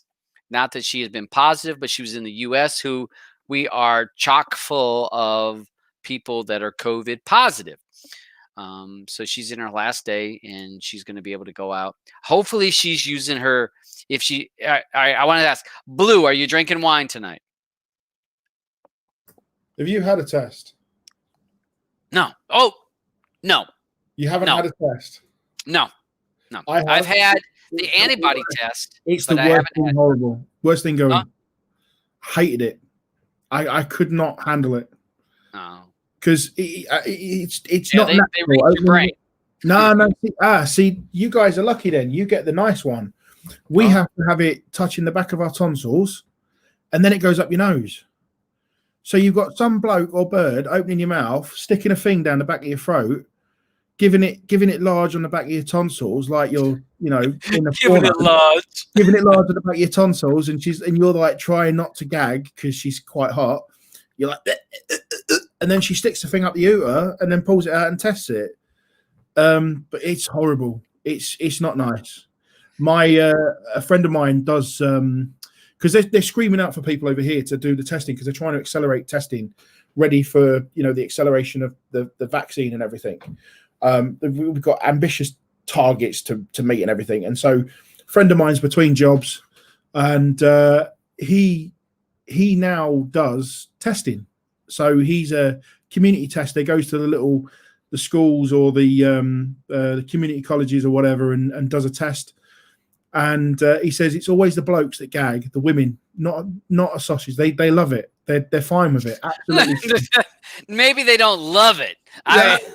He used it as well. And he keeps going to me, I've been chatting up this bird. I'm like, mate, you're sticking a thing down the back of her throat to see if she's positive for COVID. Why are you chatting her up? He's like, it's easy, isn't it? Because she's got a mouth open. And I start going, all right, darling, I'm going to make you gag now. She's like, no, you're not. No, you're not. And he starts doing, oh, bloody hell, you're a keeper, aren't you?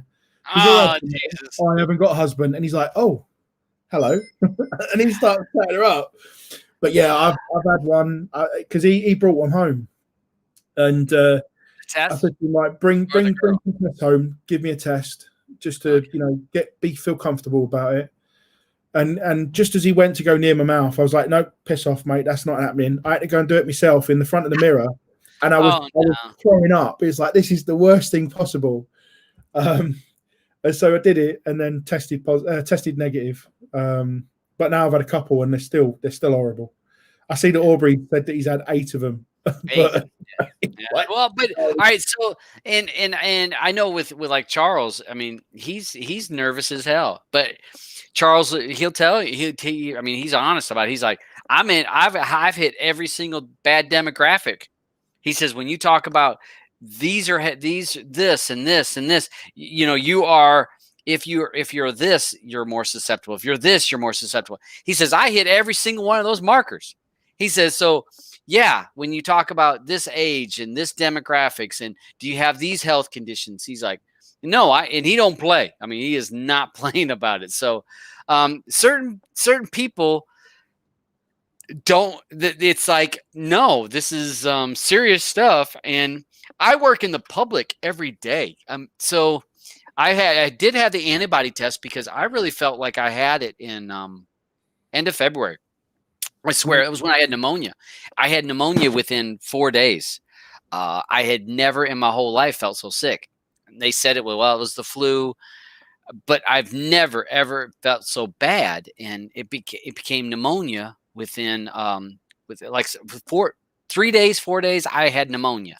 And I remember when you were ill. I don't smoke. I mean, pretty healthy for the most part.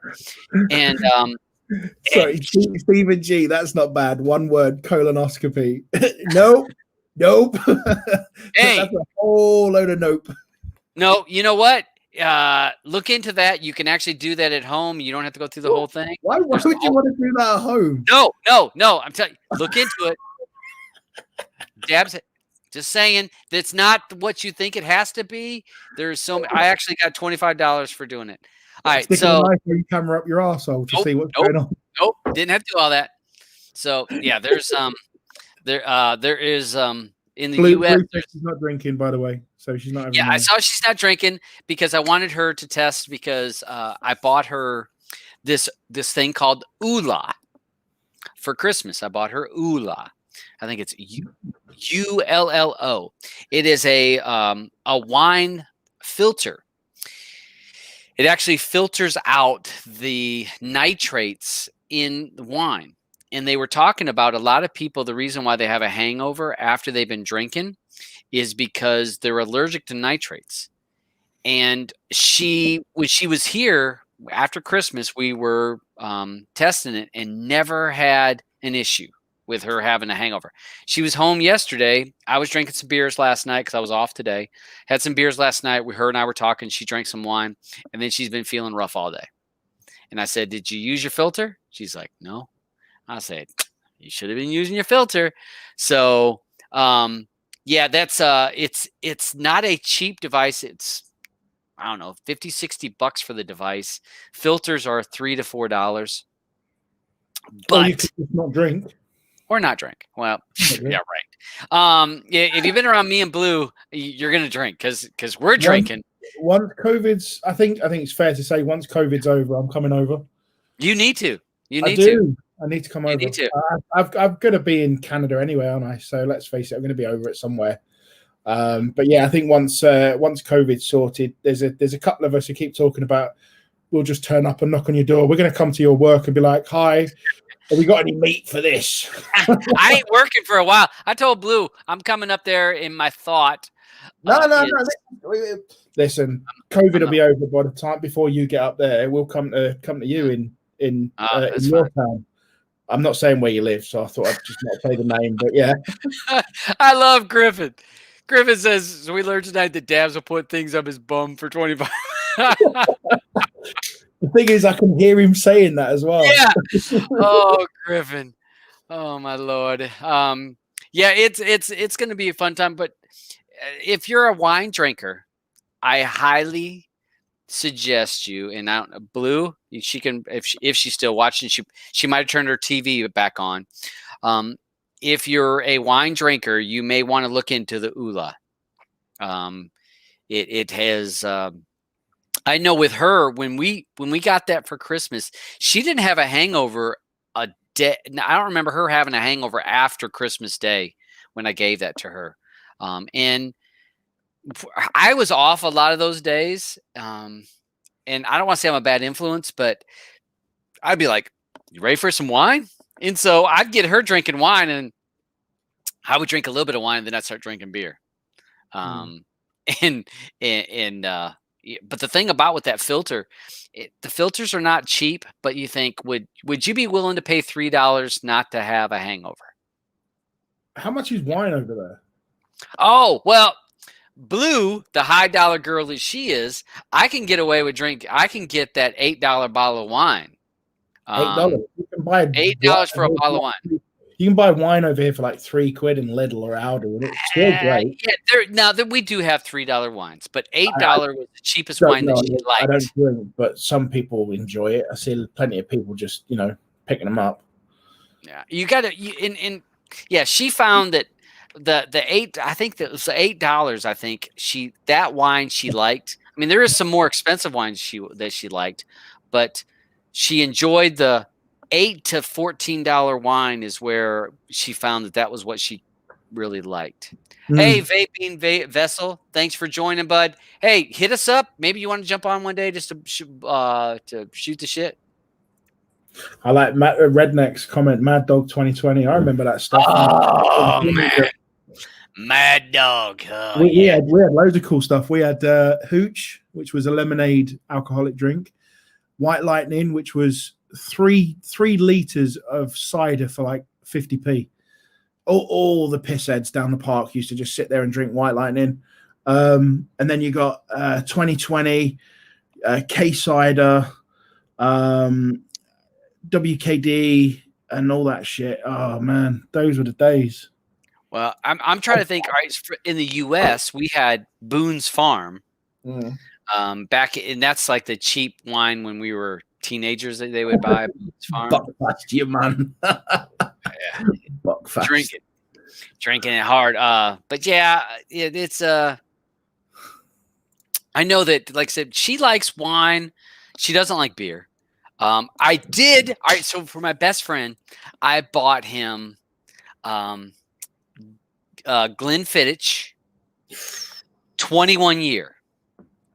That was his Christmas present. That ran about $300. Oh, nice. And, that was some of the best scotch that I can say that I'll have to say is probably one of the best scotches that I've ever drank. He came over one night. Him and I drank it. I got to the point where we had drank about over a third of the bottle. I'm like, we're done. I'm done. He goes, no, come on, we'll drink some more. I'm like, no, because I didn't buy it for you to sit there and drink it with me. I bought it so that you'd have it and you'd be able to enjoy it with several people, because that's not something you want to sit down in one setting and drink. You want to share that. My missus bought me for Christmas 2 bottles of whiskey, and they were really nice because I'm not a drinker, right? I don't drink. I choose not to drink. It's not that I can't drink. I can. I just choose not to. But I like every now and then to just sit down, read a book, and have a glass. Just every now and then. I can count on one hand the number of times I ever drink. So for me, whiskey and whatever lasts forever. But she bought me a bottle of whiskey called Something Special Deluxe, which was a Scotch whiskey. It's about 40%, and it's beautiful. It's really silky smooth. And then she bought me a blended whiskey, which I've been after a while, which is Slipknot's number 9, and that was nice. Christmas Day, I opened that up at about 10 o'clock in the morning. Just had a massive swig of it. I was like, "Yep, that's that'll do." Oh shit! Hang on, I haven't had anything to eat. I'm a bit pissed now. It'll get you. Oh, it got me. It bit me. No, I don't, Robert. I'm not drunk yet. Got a little buzz, but I'm okay. I got baby back ribs waiting in there. All I gotta do is throw them in the oven, barbecue sauce, and I am on it. Proper barbecue. Yeah. Well, not really. Did you ever watch that show on Netflix, the Great American Barbecue Show? Yes, I did. That was great. Yes, there was some really I actually want to go on a road trip and go to some of those places. So the people that have not watched this, right? There's Netflix have started doing a load of cooking shows, and they've got this one on there called The Great American Barbecue Showdown, and there was a load of people, basically pit masters, that were cooking some amazing stuff, and there was one on there she was just phenomenal. The young Georgian Peach, she was amazing, absolutely amazing. Some of the food she was doing, I was like, I want, but I'm not going to give away who won, but it was the wrong person if you ask me. But wait, I was looking on. There was the Netflix barbecue. I was thinking it was that barbecue. Wasn't No, it was the American Barbecue Showdown? Yeah, that was the one. Because that was where they went all over different places.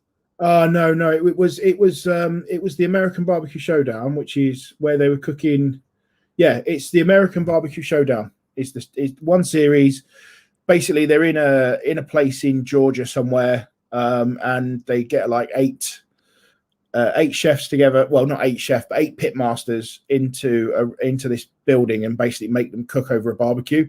Loads of different sort of techniques, loads of different meats, and stuff like that. And it was amazing. Yeah. In fact, there was a guy on there from NC. There's a guy on NC, and he's like, I got my friend Big Worm, and he loves the sausage, so I'm going to make him his Big Worm sausage. It was great. Really good. So check that out, man. I'll have to check that one out, because I was thinking of the Chef's Table Barbecue, and I posted the link over there. Seen that. That was good. And really that good. was now. Did you see where they would go to some of these places that were actually barbecue places? And I'm watching, and the one place is only open one day a week. Yeah, but the queue one day a week, and it's like around the block. Yeah, and there's people just lined up one day a week, and they had ribs, and they had this and that. I'm like, oh, I mean, here in North Carolina, I can't say we sell a lot of ribs. It's more chopped barbecue, and it is a chopped barbecue, vinegar based, and Blue is not the Blue. She'll eat it, but I can tell she's not a vinegar based fan. I mean, she'll, it's good, but for me, when it's got that heavy vinegar base with a little bit of tomato to kick in, the little sweetness, like that sweet tart with some heat, that's my jam. And are you a pitmaster then? Are you the king of the grill? Well, I can grill. And hopefully I bring my grill to Canada, because I have a grill that is downstairs on Charles's porch that I can't really use because of the location of it. But I hope to take it to Canada with me. That has a smoker that I can put my smoke chips, and that's on the side, and then open the door. The smoke goes in on the meat. So. What the hell happened to my favorite streaming metal channel? Food Matters. Yeah, sorry. Food Matters. All right, we went off. So, all right, so we got that. I was looking to see if there's anybody that had any other questions. We're at an hour and 30 minutes. So, if you guys got any questions, hit me up. They didn't. They didn't post anything. We should just. It's their fault. No one posted anything, so we just. Yeah, nobody's asking me any damn streaming questions. That's your fault. Oh no, not change subject, but Netflix. Can a person download from Netflix? Is there another way to transfer to another drive? I know of. Whoa! Yeah. All right, so tell me that. Inform me. Well, yeah, sort of. So you can't download from Netflix, but you can rip it. You could chuck it through a HDMI capture card. Okay, through a computer though. Yeah, for a computer. Put it through a capture card and do it that way. But I think they're clamping down on that now, because there's load of there's the HDPI check, which basically says if it's not a TV or it has something changed on the HDMI cable, it won't let you stream it, and it will kick in and say, nope, you can't watch this, and you get this horrible message come up on Netflix. But yeah, used to just chuck it for a capture card. Yeah, well, and I mean I can see where if you ran it through a computer. I can see. But in terms of actually downloading something, I don't think there's a way. Maybe there is, and no one talks about it, which is probably the I don't best think way of doing it. people talk about. Well, I have a hard drive hooked to my Shield. I should be able to. No, you're not going to be able to do it that way. Yeah, maybe if you run it through. It would actually have to be a capture card. Most capture devices, which are USB, I actually even my NVIDIA Shield and Amazon Fire Stick actually catch those. They won't go through that device. When you see me do videos with Turks, when I was doing with a Fire Stick, I actually have to use an internal capture card that's built that I bought and put it on the motherboard. I can use it. So I can see me doing it that way, but that would be the only way. You're going to get good quality because you're only going to get as much as you can, much as you can stream. Yeah, and it would depend on your processor, your RAM. I mean, there would be so many variables that if you had shitty processor or shitty RAM, well, you can't do it fast enough. And have you ever seen, or anyone in the chat, have you ever seen what Netflix do and how Netflix operate in terms of the Edge product? So your ISP, Comcast, Bell, whoever, right? They have a deal with Netflix. So you buy your broadband from Comcast, you open Netflix, it's there instantly and it's watching very quickly, and you can use like the slowest speed ever and you can still watch it and you still get great quality. What Netflix do is at the edge, what we call the edge network, which is where your broadband ends. So from your house to the network, at each of the points of presence or the POPs where your ISP operate from, Netflix have basically a cabinet in each of those endpoints where they've got servers just full of hard drives with all the films on there. So no way. Yep, serious, dude. There's a big. So it's like they're like cached. It's like that's how you video content's cached. Yep, that's how it's so quick. It's cached. It's cached at the Edge network, and they're presenting it directly from the Edge network. There's loads of big articles on it. That they, in fact, if you Google Netflix rack, you'll see at one of the ISPs where they've actually put shown the rack that they provide. So you do a deal with Netflix come, hey, we want to put our rack in your data center for your broadband customers, can we? And then you say yes, and then they basically turn up with this pre-built rack and plug it into your network. And then immediately on there, they've got loads of hard drives, loads of computing power that caches all the popular content. So that's how it's available very, very, very quickly. And it's there, it sits there, encrypted so that no one can get at it. But that's how Netflix so quick. So that's why everyone's like, so IPTV sellers, right? They always say to people, this is not Netflix. Yeah. No. And the common thing is I've got 3 meg broadband, and why does my IPTV buffer, but my Netflix works fine? Right. Because Netflix sits at the edge of your fucking network at your broadband provider and sits there right there waiting for you to connect. Whereas your IPTV service has to go through the internet properly to get to it and come back to you. All of it. All the data. All of the internet, the whole thing. It goes everywhere. But yeah, if anyone's interested in how Netflix do things, Netflix have a technical blog, which is really quite interesting. And it breaks down how they use their technology. And there is also pictures on Google of the Netflix racks at each data center for broadband companies. And it's so interesting. And even though they're a closed source company, they don't, obviously they don't give out the videos and stuff like that. They do openly talk about their technology. And they're great company to look at. I've never heard of that. Death Proof asked a question about the update for 1.0, which is Turks. Yep. Were there any tweaks under the hood? All right. So, well, I'm sorry I glazed over that. He did change the resolvers. and I'm sorry that I had glazed over that. They changed internal resolvers, so they're not using Resolve URL. They're actually internal resolvers, and they're having it set up.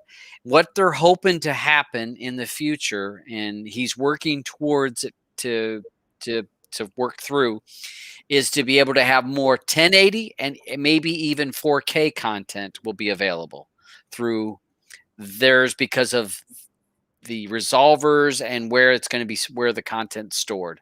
So right now, anybody that's used Turks it's always 780. There'll be some 1080, but usually very few. But 720, 480 is always just what it is. But he's hoping to go 1080 as well as 4K. So that is one of the things under the hood. Thank you, Death Proof, for clicking that in my head. It's new resolvers. That was the big thing, as well as the player, which was moved from VLC to, I think, XO player.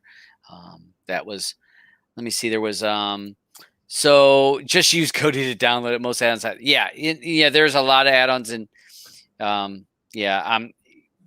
Blue and I had that conversation when she was here about how we're going to watch stuff, because I'm a Kodi guy. She's a Plex person. And so when we were trying to watch Wonder Woman, that was the first thing, because Wonder Woman had came out while she was here. And she's like, oh, it's on my Plex. We'll watch it. I'm like, no. She goes, yeah, we'll watch it. I'm like, we're watching it in 4K.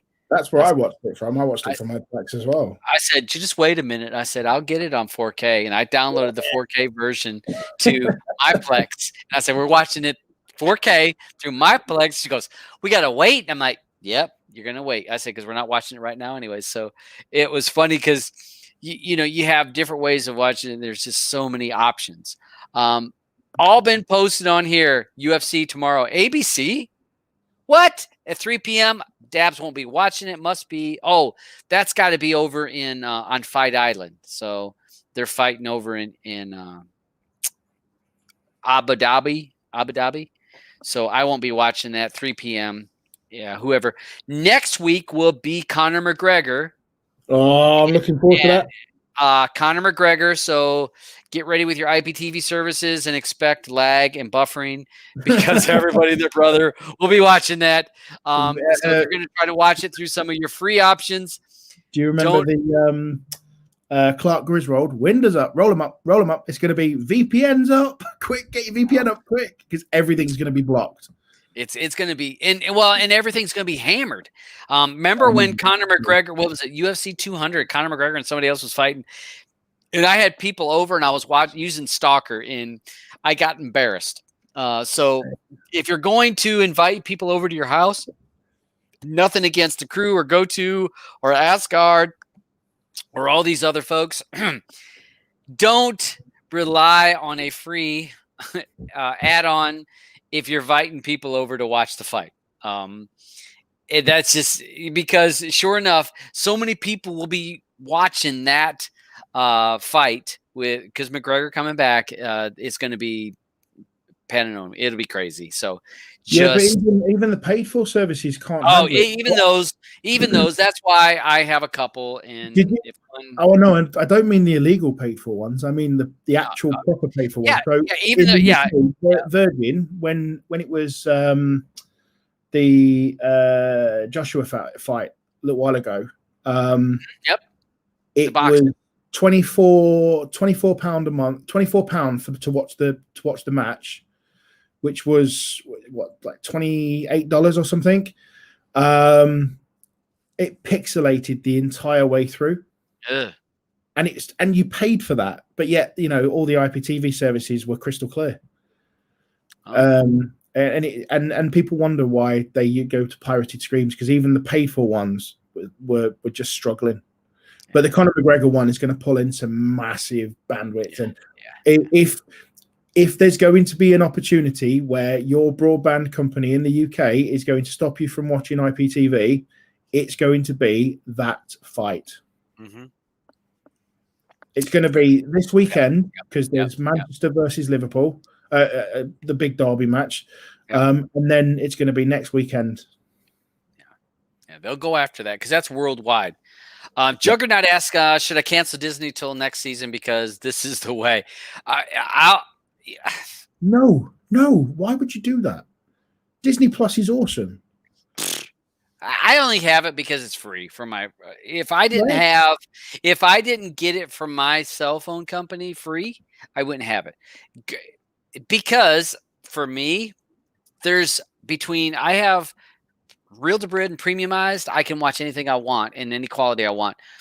Why would I pay whatever for Disney? But some people don't want to use certain apps or jump through hoops. So that's, again, you decide what works for you. If you pay in the $4 or $5 or whatever it is a month for Disney works, fine. Me, nope. Verizon offers so many options. If you sign up for Verizon, that was one of the things that I actually was on my list here. You can actually, if you sign up for certain Verizon, that's in the US, if you have a Verizon cell package, I've got Disney, ESPN Plus, Hulu, and now Discovery Plus for free for a year. Because I have that cell phone company. But after the year is over, they will start charging me, and I won't have it because I won't be in the U.S. anymore. But I have kids. Yeah, well, it's easy for them to use it. But it's not bad. You think about it. For you, it works because that small cost is worth it. Kids.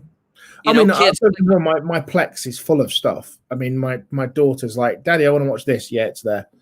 But they closed down like live TV channels, the Disney channels in the UK, because they moved all the content to Disney Plus. Yep. So she just watches that for that kind of stuff, and she watches Frozen and stuff. And then I have to be a princess. I'll publicly admit that, when he dresses up at night. You're a princess. One of the other things that we talked about early on in the show, we talked about 25 million people moved to Telegram. And HJ Graham asked the question, what's his other alternative? I can't give you an alternative. What I will say is this is going to be flavor of the month for all the people that are leaving. Telegram or what was WA? They're leaving WhatsApp. No, the Trump. Parler. Excuse me. So everybody's closing, leaving Parler, which is so funny because us that are people that know how to sideload, when people are like, well, they took it out of the Google Play and they took it out of Apple Store, so no one can use it and it's going to go bankrupt. We've been sideloading shit for a long time. Just because it's not in the Google Play Store, don't mean you can't install it. But they've had their infrastructure shut down by Amazon. Yeah. Amazon have shut their actual infrastructure down, and they've gone to court to try and counter it. So Parler are taking Amazon to court to say that you shouldn't have done that, and Amazon are like, your website promotes hate speech and all this shit. No, we're quite right to do this. And Jack Dorsey came out and said that removing Trump from Twitter breaks the foundations of the open internet, but he was inciting hate speech and whatever, and that's why they did what they did. And Parler was another one of those things. We're not going to turn it into a political thing, but that's what happened. And then people are leaving WhatsApp as well because of the new policy that came out that they're sharing data with Facebook. They've always done it, and now they're just telling you about it because of GDPR and Brexit. Yeah. So, but with, I don't know about other suggestions other than Telegram. Telegram you could do some searching about how it's encrypted and how it's safer in a lot of aspects. It's pros and cons on that kind of stuff. I'm not looking to. I got to find an alternative because so many people. That was like over 500 million people are on Telegram now. We've got Telegram, we've got Signal, and Telegram are the two main ones. Yeah. There's Matrix, which is a open network as well, but a peer-to-peer decentralized one. But the majority of people will go Signal or they'll go Telegram. They've both got pros and cons, and there are companies out there that claim that Telegram security isn't as good as it makes out to be. In the same way that people said that Zoom's security wasn't as good as Zoom claimed, and then proved that it wasn't, and then Zoom very quickly fixed it. Mm-hmm. So it's just one of those things, isn't it? At the end of the day, if you're talking about shit that you don't want people to see, don't talk about it. Yeah, yeah. And again, like I do my best not to get too political in here, because after the show, if you want to talk political stuff, and anybody that's been my guest, we'll talk political shit after the show, because it's, you know what? Because I can't convince you, and you're not going to convince me. Whichever our beliefs are, there is no way that you're going to convince somebody to change. So it's like you're beating your head against the wall. So I trust. Thanks for jumping in and saying hi, hitting the thumbs up. Thank you. Signal, again, to me, I think that you're just jumping from one lily pad to another. You know what? Stick with Telegram if that's got the groups you care about, and stick with it. I think that right now it's in the news because of everyone jumping around, and don't worry about it. Weather the storm. My signal number uses a Russian telephone number. So I found the Russian service, found one of the free numbers, registered it as my signal number. So now my signal number is a Russian number. Oh, well, you know, one of the things that I saw it was a rumor, and I actually read it on someone had posted that it said that Telegram's owned by a Russian company and that it's Russian owned, this and that. And it was like, actually, it's not. And it was actually banned in Russia for like 8 years or 7 years, that you couldn't even use it in Russia. So it's not a Russian company gathering all your information. But no, I just used a Russian number because it was the best one to find. But yeah, I did see your Telegram. People was like, "Oh, it's Russian owned. They're getting all your information." No, they're not. Oh no, it's not Russian owned. I just used the Russian number. I'll post it. If anyone wants to see it, they can see that I'm using a Russian number. Well, that's a thing. When one of the things where some people don't like Telegram because you have to use a phone number. Well, if you want to use a phone number, and as O'Neill says, you can use some other phone numbers. You don't always have to use your necessary. As long as you have access to that number to verify that that's you when you set it up. That's the biggest thing. Just Google free SMS services online, and then you'll find them. So, yeah, that's what I did. And I used O'Neill. You haven't got my number, Griff. I changed it. Dang it. Well, we were going to cover your call. So, funny things. Michael says, funny you mentioned Hyperspin right now on Android. I have the most systems set up for forums. It's very hard, to be honest. I still have add systems from Mess or Ness, or from Ness. I'm guessing he says Ness and Ma'am. I do know that Hyperspin they did support Android, but I want to say that I thought they pulled support for Android. So Hyperspin was not going, they weren't going to continue to support that platform. They found it to be too much of a hassle. So hopefully we'll see.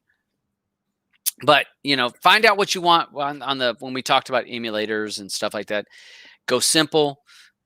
Find out what games you want, and there's a lot of different options.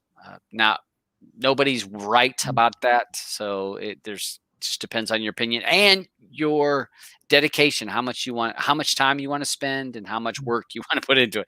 Because if you want to put more work in it, you can get it cheaper. If you don't want to put a lot of work into it, well, then it may cost you a little something. And then be cool as fuck and buy a bar top or a freestanding kit from eBay, and then suddenly build yourself your own arcade machine, and then everyone will want to come around your house.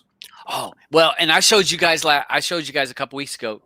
You saw the arcade board that I have now, right? No. What's this? This is all right. So Blue got me this. Well, I bought it. Blue gave me the money for it.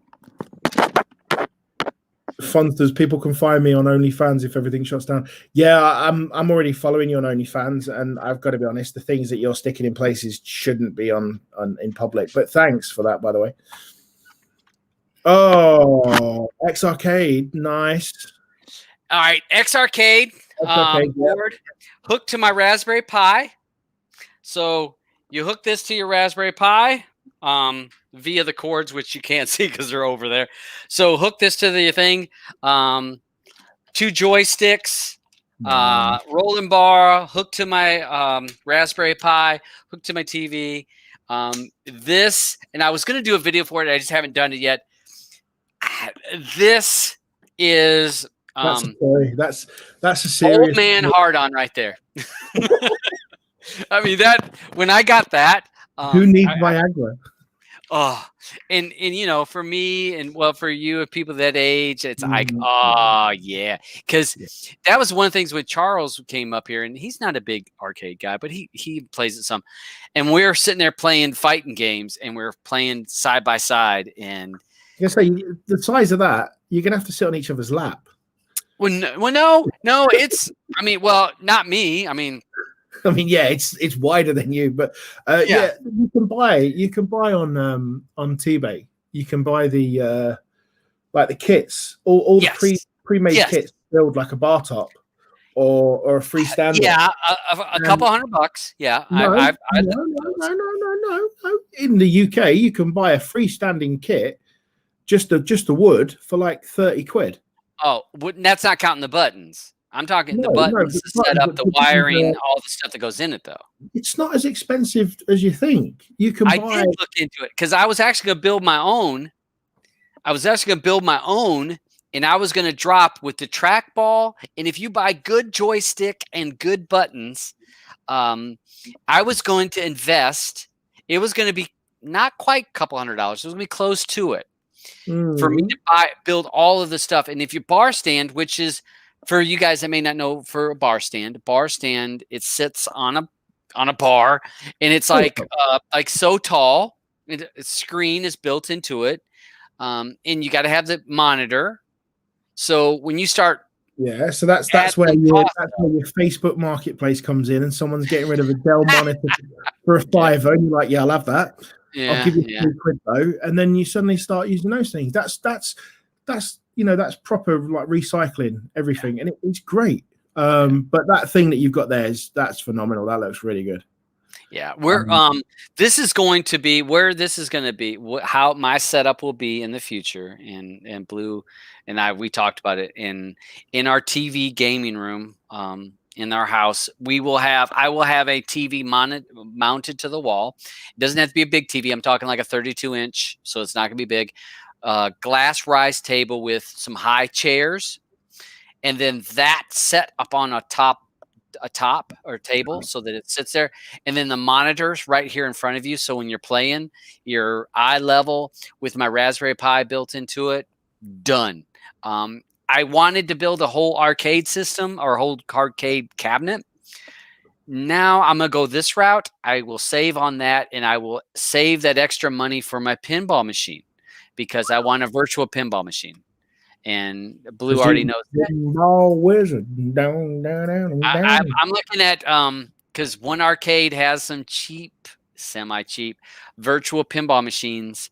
One is a Marvel and one is a Star Wars. And I'm thinking if I go that direction, drop $500, done. And then you got 8 machines. I just looked at how much that X Arcade is, and it's very, very nice. Yeah, this one I bought on sale, so I only paid $100. I think my wife will kill me if I buy one.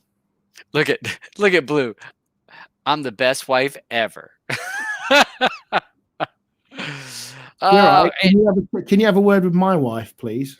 Yeah, and I do play Dig Dug on this. I have all right. So on my new Raspberry Pi, 256 gig, it is 11,000 games on that one. If I play my Raspberry Pi 3, 12,000 games on that. But It doesn't matter. You still play Frogger and it still jumps. Yeah, I still play Dig Dug.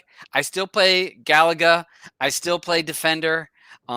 It's like, those handful of games that you're going to play over and over and over. So is it overkill? Sure it is. But whatever. Steven, hide the cables. I will hide the cables, Steven. Thanks. Is he Griffin's brother? That's what the G stands for. Yeah, it probably is Steven Griffin. But yeah, if you guys look up the not X Arcade, the Arcade One pinball machines, they have a Star Wars and they have a Marvel. And these are 3/4 scale arcade, virtual arcade pinball machines. And you're about $500, but you're talking about 3/4 scale, and you can get the full movement, and the tables can change. You can play Spider-Man and play this one, play that one. So Where are you getting them for 500? I'll buy 2 of them. They're expensive. I, Expensive. In fact, we can't buy them in the UK. $799 in Canada. One Up, is it One Up Arcade? Yeah, One Up, and then you've got to go to the Brick in Canada to get it, and it's $799. All right, so for me, GameStop sells it for $549. I can't Star get Wars. GameStop. It's Star Wars. geolocated and shite. Yeah. I would get now. I would not get the Star Wars one. I really would lean towards the Marvel one. I thought that looked a little bit neater.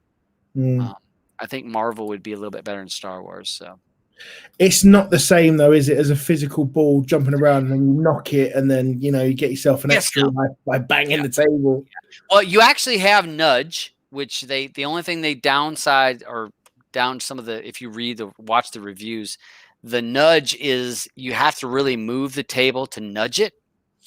That was a downside to some people, but it actually has the like it has the knocks, like, so when you're hitting the pongs, it has like a knock that knocks on the side of the board, so that you feel the. So when you move, it's going to be gaming matters, and then streaming matters from, and you're going to have to change the video live from the Casa del Blue.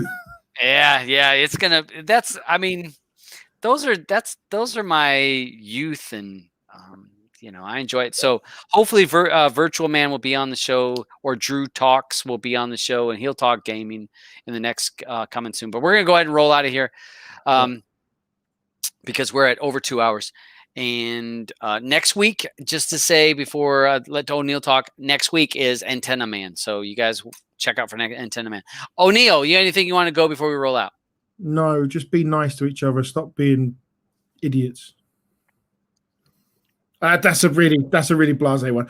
No, I have nothing to say. Usually I end up with something really nice, but no, I don't have anything to say. It's good to be back. It's good to see you. It was great to be part of your wedding experience, and to enjoy that. And it's a shame that this thing came around and stopped us from all getting together and being there actually on the day. But we'll be together soon, and then we can touch each other, and your missus can watch, and it'll be great. Oh, wait a minute! Hey, listen, we've already found that for $25 you'll put things up your bum. So, oh Lord! But no, it's great to be on. Thank you for inviting me. It's good to see everyone taking part in the chat again. I can see that we still got 9 down likes because I'm a grumpy bastard. But hey, oh my God, 9. 9 people hate me. Fine. Oh my gosh, it's usually only like 3 when Blue's on. Oh fuck it. I gotta watch who I have on this show. You guys bring out the haters. Don't invite me again, basically. I swear.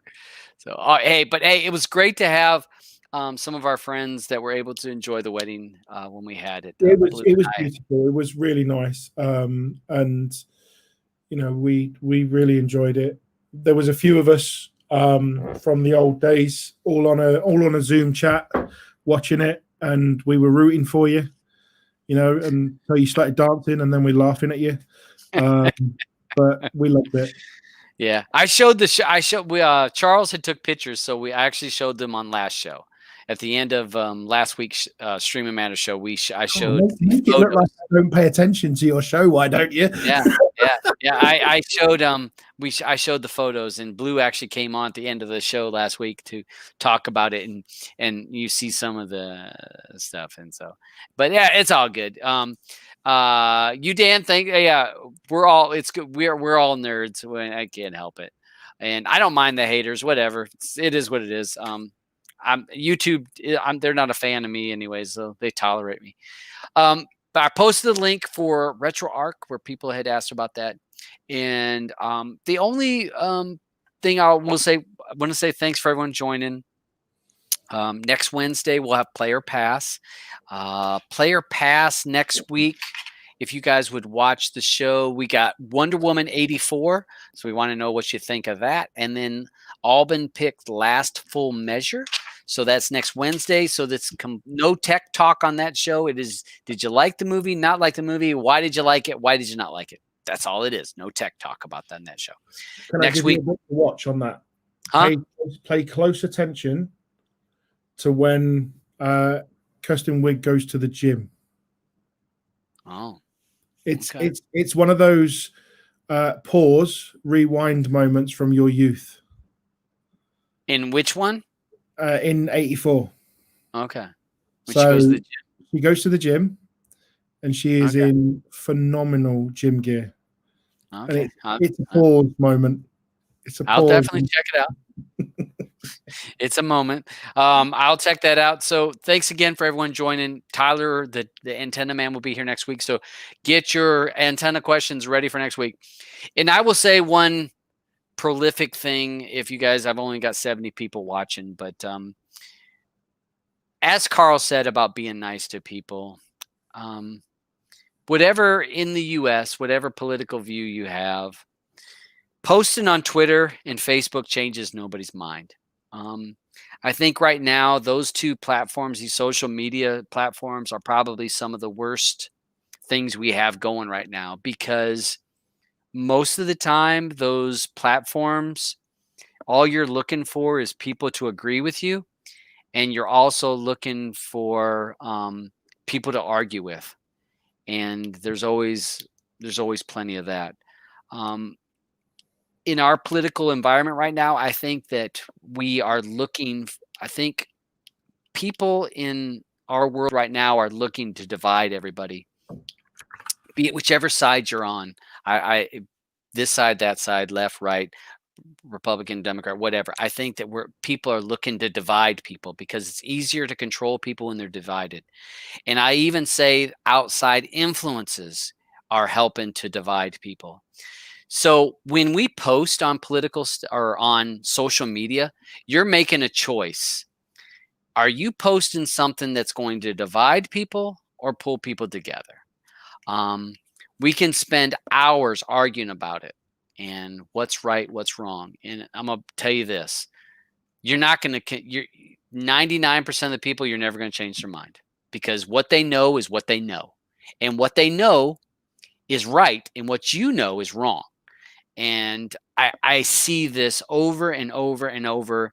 The incite of anger. One guy posted, I saw a guy I follow him. He's on my Facebook thing. He's in my car groups, and he says, him and I had a little debate. It wasn't even an argument. It was a debate. And he says, I'm sorry, I'm just being frustrated. Because I got to a point, I'm like, all right, good night. Hey, have a good life. Have a good one. And he says, I'm sorry, I'm just frustrated. I said, don't you think that's the goal? That's what they want right now. And I say they, right, left, outside this country, I think that's what they want. And 70 people watching, you guys just don't feed into it. We're kindling, waiting for a spark. The sparks are being thrown constantly, and they're looking for that wind to carry it. And we are the wind that moves this shit along. Don't be that. Don't be that you're wrong and I'm right, because that's what they want right now. That's what everybody wants is, let's just get along. You do you, and I do me, and that's it. That's all that matters. Do what's right for you and your family. Look after those that are closest to you. Don't start arguments with people on the internet. It's irrelevant. You're never going to meet them. You're never going to change their mind. And it doesn't matter what you say. The only thing that happens when you argue with someone is that you're making yourself look silly because you're rising to their level. Just let it go. Do you, and we do me, and that's it. So, you're right. You're right. In the same context with COVID and whether you're going to get is it real, fake? Vaccine, or you're not, or you're going to wear a mask, or you're not. You do you. I do me. I do what's right for me and my family. If I feel that it's right for me to wear a mask, and I do, and it's right for me to get a vaccine, I'll get it, because I think that that's what the science tells me. Yep. But the next person might say it's not real. It's this, it's that, it's the other. Good for you. That's great. I don't mind. That's your view. You're entitled to it, and it's fine. Just be nice to people. People are all under the same stresses and pressures right now. Everyone's feeling it. Everyone is bored and pissed off with everything that's going on, whether it be, you know, the political activities in America or the wars in wherever, or the COVID around or the world. even in your country with the whole Brexit. You guys have had, it's the same shit. I have friends in all over the world, so you see the same shit. It's like, God, do we have to constantly be arguing? Just get over it, man. Just let it go. Focus on you and your family. Yep. Focus on what matters most, Yep. and just let everyone else get on with it. And as long as you look after yourself, that's the main thing that happened. Just be nice. Be nice. Be nice to people. And work, be nice, and that's all we can ask for. So I'll see you guys on next Wednesday, or we'll see you next Friday, and look forward to it. And good luck to Rohas. Please click on his channel, watch his videos, give him some support, and we'll see you on the next one. Because you know what? Streaming matters to us because streaming matters to you. Thanks, Carl, for coming on.